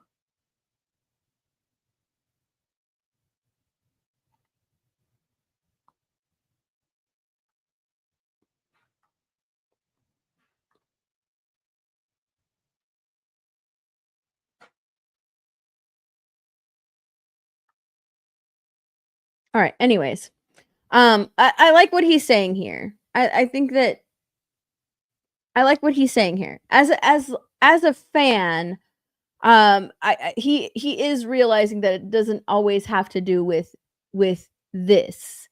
And he said that like I think Star Wars is slowly learning that. It just makes I don't know. I think people are getting more and more fed up, you know, with getting called racist and sexist. And I think more and more people are saying, we don't care about Amanda Stenberg. It's her character that fucking sucks. But no, like the people that like the Acolyte can't accept that. They're just like, no, she was a great character. No, she wasn't. a creative thing against it. That doesn't necessarily mean they're talking about, you know, this. And I think that that's a thing that us as a Star Wars community are learning each day. And I think it just makes our community a little bit more fun.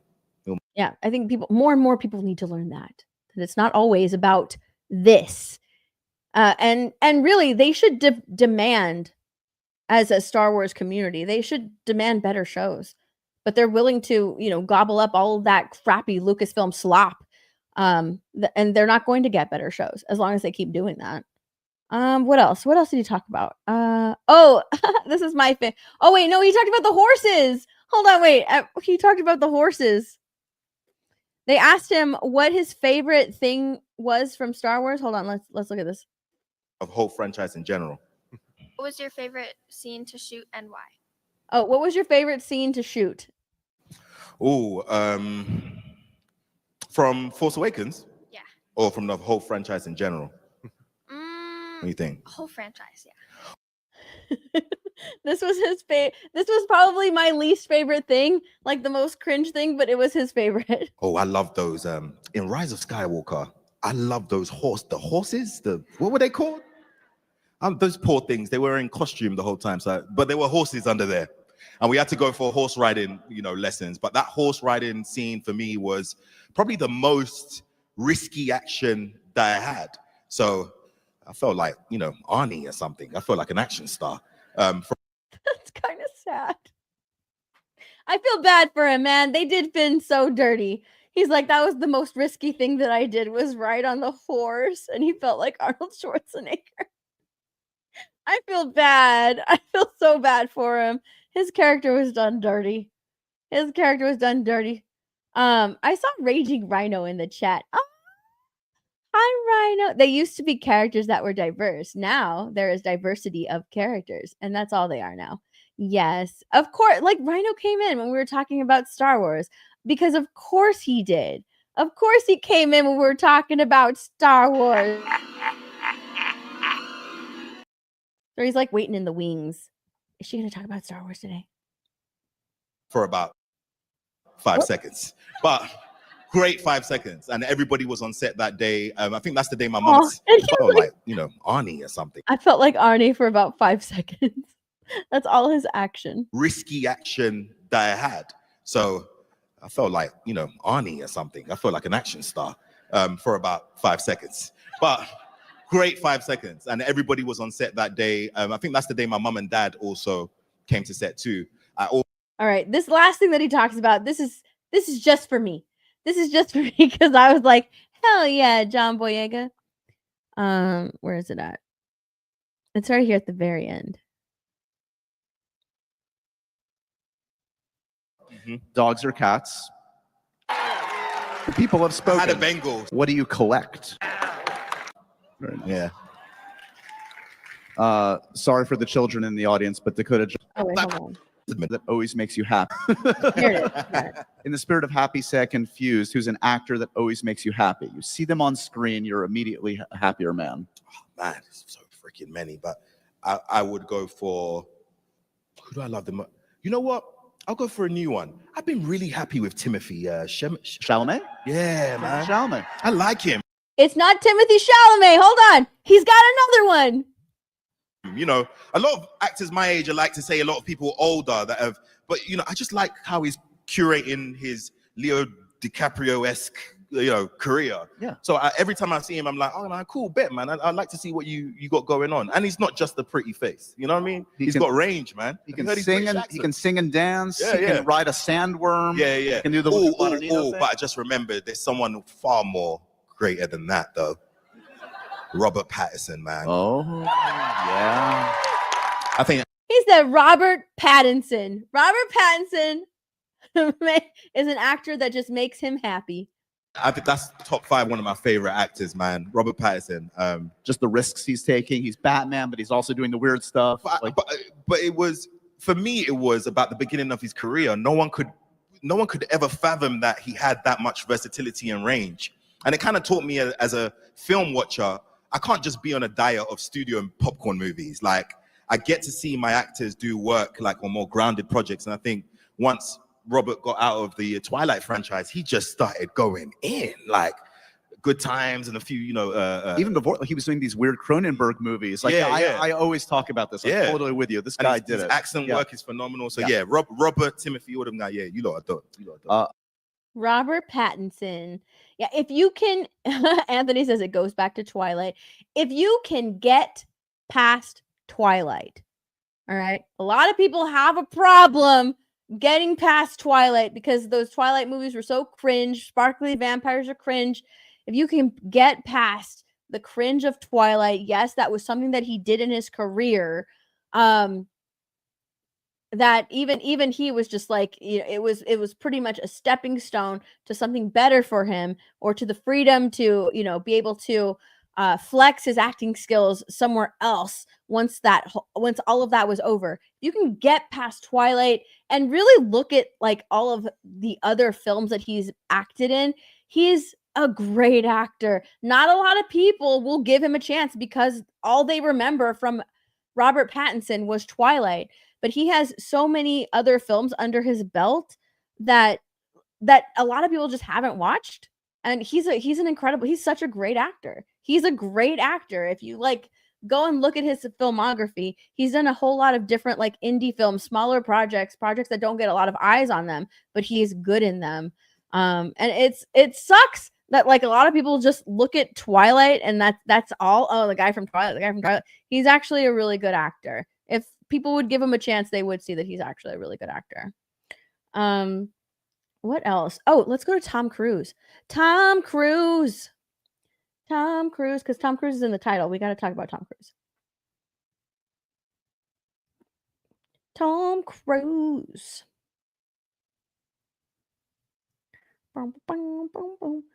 Andrew Garfield. That's another one. He's legit outside the Amazing Spider-Man.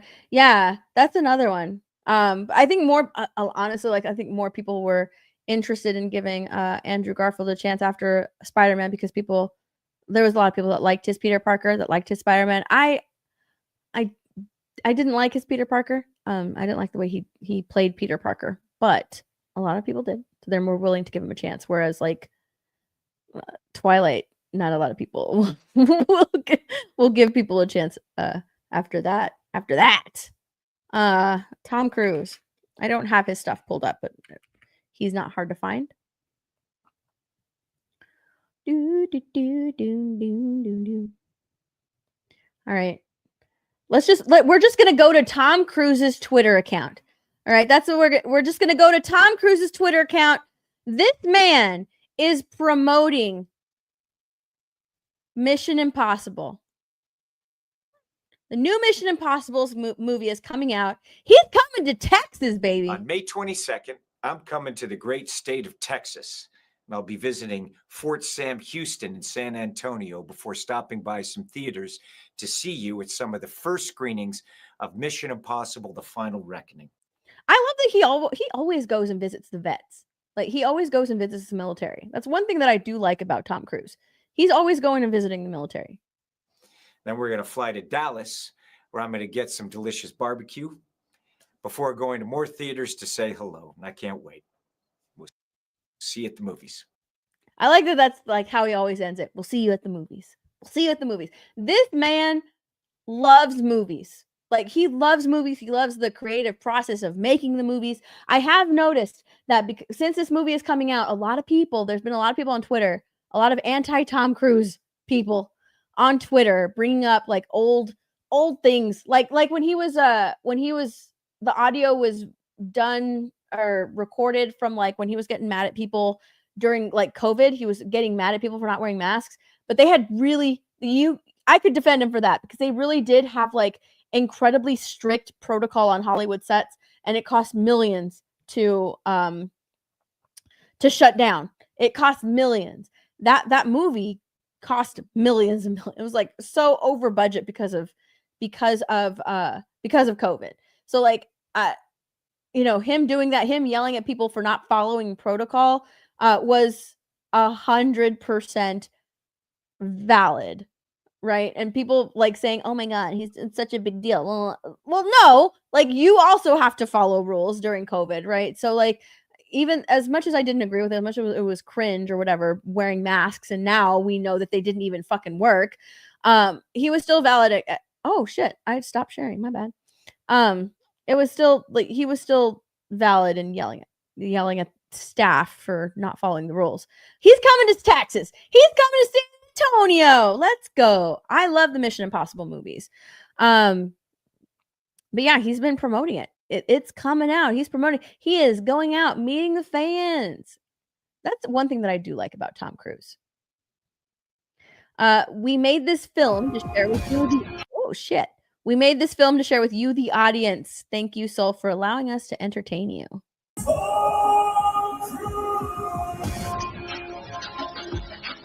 Very excited to be here in Korea. It's an absolute dream. You're going to see the biggest action you've ever seen, and the story is very moving and it's incredibly entertaining. While we're making the film, we dream of bringing this movie to you. Thank you for making this evening so special. Thank you for allowing us to entertain you. We hope you enjoy the film because we made it for you. Let's go. I don't I find like the little hearts, they're so silly. I think Tom Cruise I love them, don't get me wrong, but seeing Tom Cruise like it's so silly. But something happened while he was doing that, the press. Hang on, let me find the article.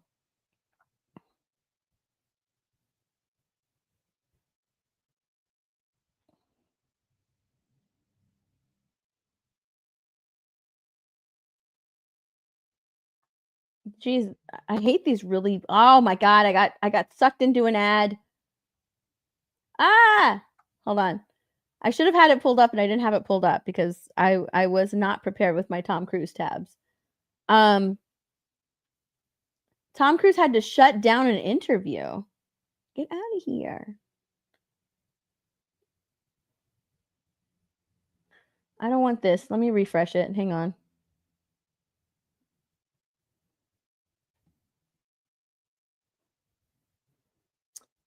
I hate this. I hate this one. Hold on. I'm at the New Let me go to a different article. Maybe because I don't like all these freaking ads.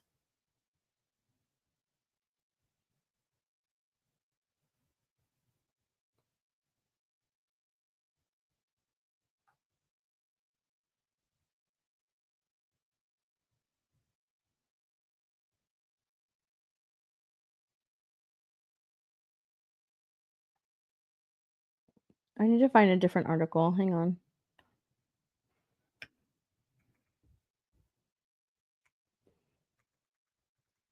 I hate this one. There we go. There we go. All right, let me pull this up. I'm going to stop sharing this one. Do I think Ethan Hunt will die? I hope not. I don't know. I saw one person saying that he could possibly, or that he did, but I don't know if I believe it or not. Oops, wrong thing. Something happened while there in Seoul. Tom Cruise sidesteps talk about Trump's Hollywood tariffs in Mission Impossible press stop. We'd rather answer questions about the movie. And like, that's how it should be done, right? Don't give some BS answer. You're not there to talk about Trump. You're not there to talk about tariffs. So let's not make it about Trump and tariffs. He's there to talk about the movie. That's one thing that I do love about Tom Cruise is that he focuses on the movie. He keeps it movie related, will not talk about anything else. He's not there to talk about Trump or tariffs. He is there to promote his movie because it is something that it is something that he created. It is his Mission Impossible franchise, which is something that he's incredibly passionate about. And he would rather keep the focus on the Mission Impossible franchise and the movies. Because if there's one thing that like Tom Cruise knows, he knows that if he had answered that question with anything other than I want to keep the focus on the movie. Let me tell you what he said first, really quickly before I get into that. So where is it? During the event, a Korean reporter speaking through an onstage translator asked, "I'd like to ask a question to anybody who's up for it. I watched this film and I saw that it was filmed in many different locations around the world, including Africa. Of course, we are all aware of the tariffs that President Trump has been imposing on overseas production and films. So, is this particular movie under that tariff? And how much of the film was shot overseas?" And Tom Cruise was having none of that. Cruise quickly responded to the English inquiry by speaking off of his microphone directly to the translator. He could be heard saying, "We'd rather answer questions about the movie. Thank you." Finishing with a smile, the moderator responded on the mic with, "I think that's a fair answer." I think that Tom Cruise is very much aware that if he had answered it any other way, the focus would have not been on the movie. The focus would have been taken away from the movie, and the headlines wouldn't read like, "Oh, we're just sidestepping." The headlines would be like, "Tom Cruise is responding to Trump's tariffs," or the Mission Impossible movie could be like, "Under attack from the Trump tariffs. Can we see the mission?" No, it would have been a completely different headline, and Tom Cruise would have been asked to answer even more questions about tariffs. This was like, we want to keep it about the movie. We don't want to make it about Trump. We don't want to make it about Trump's tariffs. That is the perfect way to answer it. Is to basically give a non-answer, or to say like it was a nice way to reject your question. We're not going to be taking any types of questions, and in that way, it'll have like this domino effect on all of the other people who are there asking them questions, right? If he had answered that question, then there could have possibly have been a follow-up question by another person asking more questions about the tariffs. and it would have snowballed out of control. So in that way, by saying like, I'm gonna politely reject your question and keep it focused on the movie, it sort of sends a message to a bunch of the people out there who are also going to ask questions to Tom Cruise as to, let's keep this about the movie. We're not going to answer any questions like that. So message was, politely given, message was received, and there was nothing further about all of this tariffs talk after that. It is movie focused, and that's how it should be. Especially like if you're a hold on, let me change this up. Especially if you're like an actor, right? Or and you don't know what the future holds with these tariffs, right? It's so up in the air. You have no idea what's going to be happening. Then don't answer. Like if you don't know, then don't answer. And I think that Tom Cruise gave a pretty good answer in that it was, let's just keep it movie focused, right? More actors and directors, right? More people should take that approach. If you're baited by the media with a question like that, don't answer it, or give a non-answer, or politely say, I'm not going to be answering that today. Like just don't answer it, because then it completely will change the direction of your promotion of the movie, because it will be focused on that. Media outlets will pick that up and just make it all about Trump, make it all about Trump tariffs, or whatever they're trying to bait you into answering. So Tom Cruise was very smart in not answering that question and keeping it movie focused, because now people have moved on and are more hyped about the movie because he's promoting it the way actors should be promoting their movies, by doing crazy stunts and oh shit, wrong thing. Here it is. And sharing crazy stuff on set like this.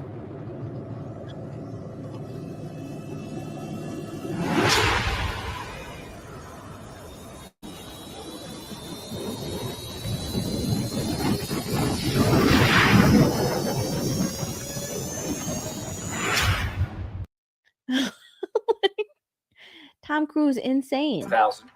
We'll go 20 knots forward. What I'd like to do is accelerate the next jump, and I'd like to kind of do it as quickly as possible the next one, and I'll build up to it, go faster, faster, faster, and put myself into a worst case scenario. He wants to put himself in the worst case scenario. And how fast does it take me to recover, which all of these cases are recoverable. Here, let's put this on, please. Let's check the frame again. Yeah, that's my hand. This is how Tom Cruise wants to promote the movies. This is how he wants to promote his movies, by showing what went into making this movie, what went into making all of these crazy stunts. That's how he wants to promote the movie. I'll be in an accelerated spin. Really, what do we want to see in this frame? We want to see me falling. Yes. And then I throw it. It's like, oh, okay, let's do it, guys.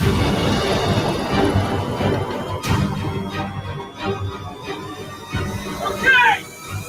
3, 2, 1, go!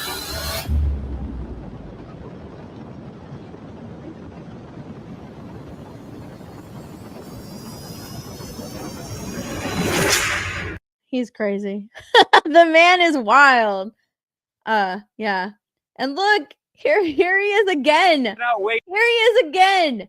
Like, this is how he wants to promote his movies. He's not going to take any focus away from the movie. London, UK, the whole world. We cannot wait to share Mission Impossible: The Final Reckoning with you all. Now, light the fuse.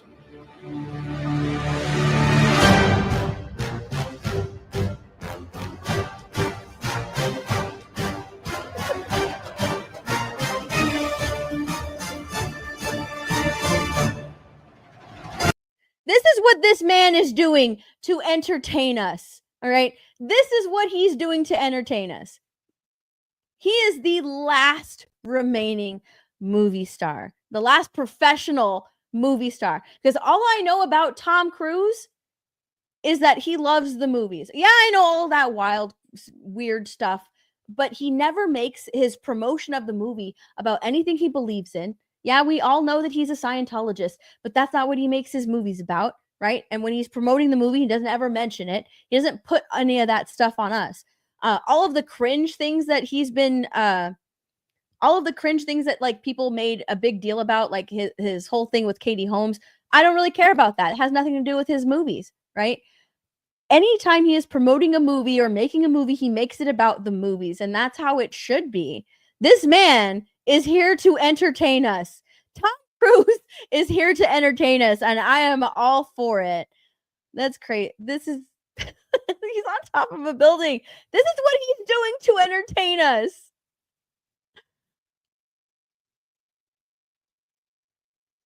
Look at, look at this. Oh wait, that's the hold on, wait. There was something else that he did. Let me try and find it. Oh. Don't know it's a dangerous. Everything we're doing is underwater. We all know it's a dangerous environment. We've developed hand signals underwater, talking to understand depth or frame, do it again, all of these things. There's a lot of stuff happening. Back to one. Cut. Rolling. We have different signals for performance. He's doing this to entertain us. Like, come on. Resting. Once we got the hand signals, it made things a lot more efficient. But shooting underwater, there's always a sense of danger.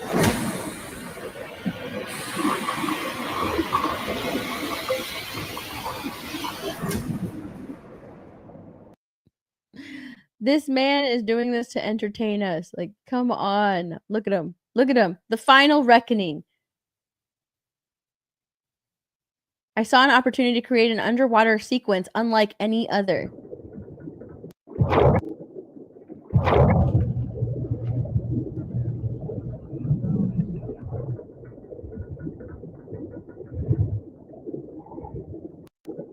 This is what he is doing to entertain us.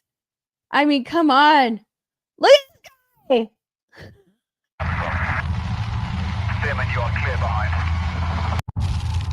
Confirm camera still rolling. AFO, camera rolling. Seaman, you are clear behind. 10 seconds. Okay. Flying it over. Keep pushing, pushing. I just can't hold it. Look at this man. This is what this man does in order to entertain us. And damn it, I'm showing up to this movie. Tom Cruise is the last remaining movie star. Tom Cruise is the last one who doesn't really make it about anything other than the movie that he is making. I'm going to show up to this movie. I'm going to support this movie. I freaking love these Mission Impossible movies. I love Tom Cruise. And hopefully when he comes to Texas, maybe he'll go to the theater that I'm going to be in watching this movie. Since he will be in San Antonio. I don't know. We'll see. I'm hoping that I picked the right theater that he'll show up in, but we never know. We never know. But what we do know is that this man loves to entertain us. I love that. I freaking love Tom Cruise. He really is. He's the last movie star. He's the last movie star.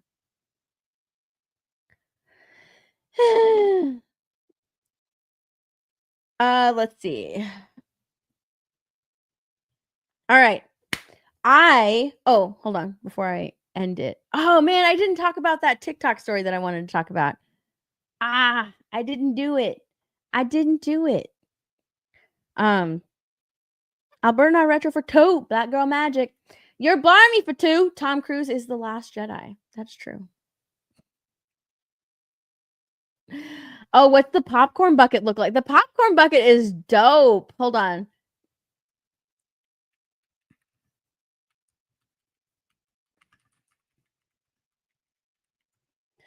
It's actually pretty cool. I want it. Check it out. It's actually pretty dope. I want this popcorn bucket.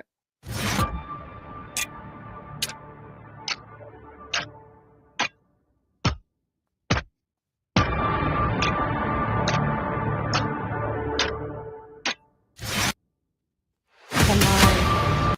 It's cool. This is a dope popcorn bucket. It is really cool. I like the popcorn bucket. I want it. Comes with the keys. Comes with the keys. It looks really cool. I want it. I want the popcorn bucket. Let's see. Do you want to know about? No, we'll save that. We'll save that conversation. Well, will it be old? Will the conversation die down by the time I talk about it? You know what? It is okay. It was something that I told you guys, like, prepare yourself. This is terrible. This is, it's creepy. It's weird. I'm not going to talk about it. I'm not talking about. It's too weird for me to talk about. I'm not going to talk about it. I don't want to talk about it. We're not doing it. We're not going to talk about it. Nope. But we will see. Oh shoot! Oh, this was one thing that I completely forgot. Oh my gosh! Hold on. Wait. Okay, let me get rid of TikTok. Let me get rid of that and that. Go back to Instagram. I mean Instagram. Go back to Twitter. Go to that. Did you guys see? Dun, dun, dun, dun.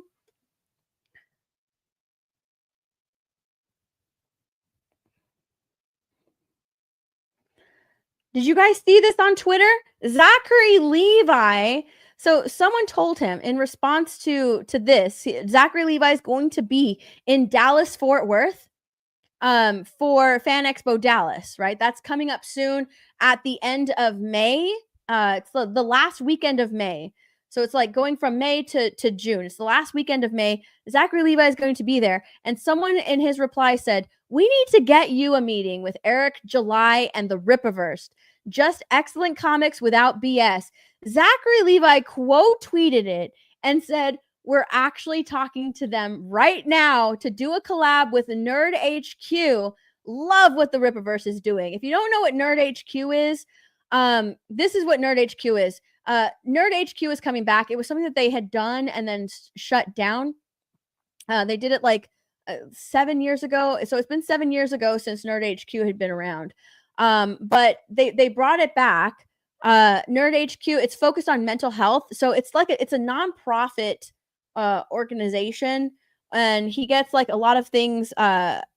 They host events, and they hosted events at Comic-Con. That's where they usually did stuff. They hosted events at Comic-Con, and then they stopped doing that, and they brought it back. So in addition to hosting events again, they're also curating an online experience that lasts all year long. They foster the community connection and fun-filled auctions of unique items that are graciously donated by celebrities. And all of that money goes to like little donations to charities that focus on mental health. So that's like their focus. It's a nonprofit, I believe, that like focuses a lot of their donations surrounding like mental health. Zachary Levi wrote a book about his mental health struggle, so that's why this is something that's really passionate for him. But I am curious as to what they are going to do. What kind of collaboration are they going to do with the Rippaverse? Are they going to come out with like a book, a comic? What are they going to do? It would be it's very interesting. It's very interesting. I know that Nerd HQ has their merch. Is Rippaverse gonna, do their merch? Like, what are they gonna do? I'm really curious. Are we gonna have like a crossover, like a Rippaverse Nerd HQ merch? That would be really cool to see. There have been like sponsorships for Nerd HQ. Zachary Levi has promoted stuff like that. So I'm really curious to see what they're doing. But Zachary Levi did come out and said he loves what the Rippaverse is doing. So that was pretty cool. That was pretty cool to see. I can't wait to see what they're doing. I can't wait. Did he talk about it again, or is that the only thing he said? Hold on, I need to see. Nope. Yep, that was the only thing that he said. I'm super curious. Oh my god, I forgot to show you. And then Rippa responded. He replied. He said, "Let's do this." So I'm super excited. I can't wait to see what they're gonna do. I can't wait to see what's in the works. What are they cooking up? I'm looking forward to it. Looking forward. Dun, dun, dun, dun.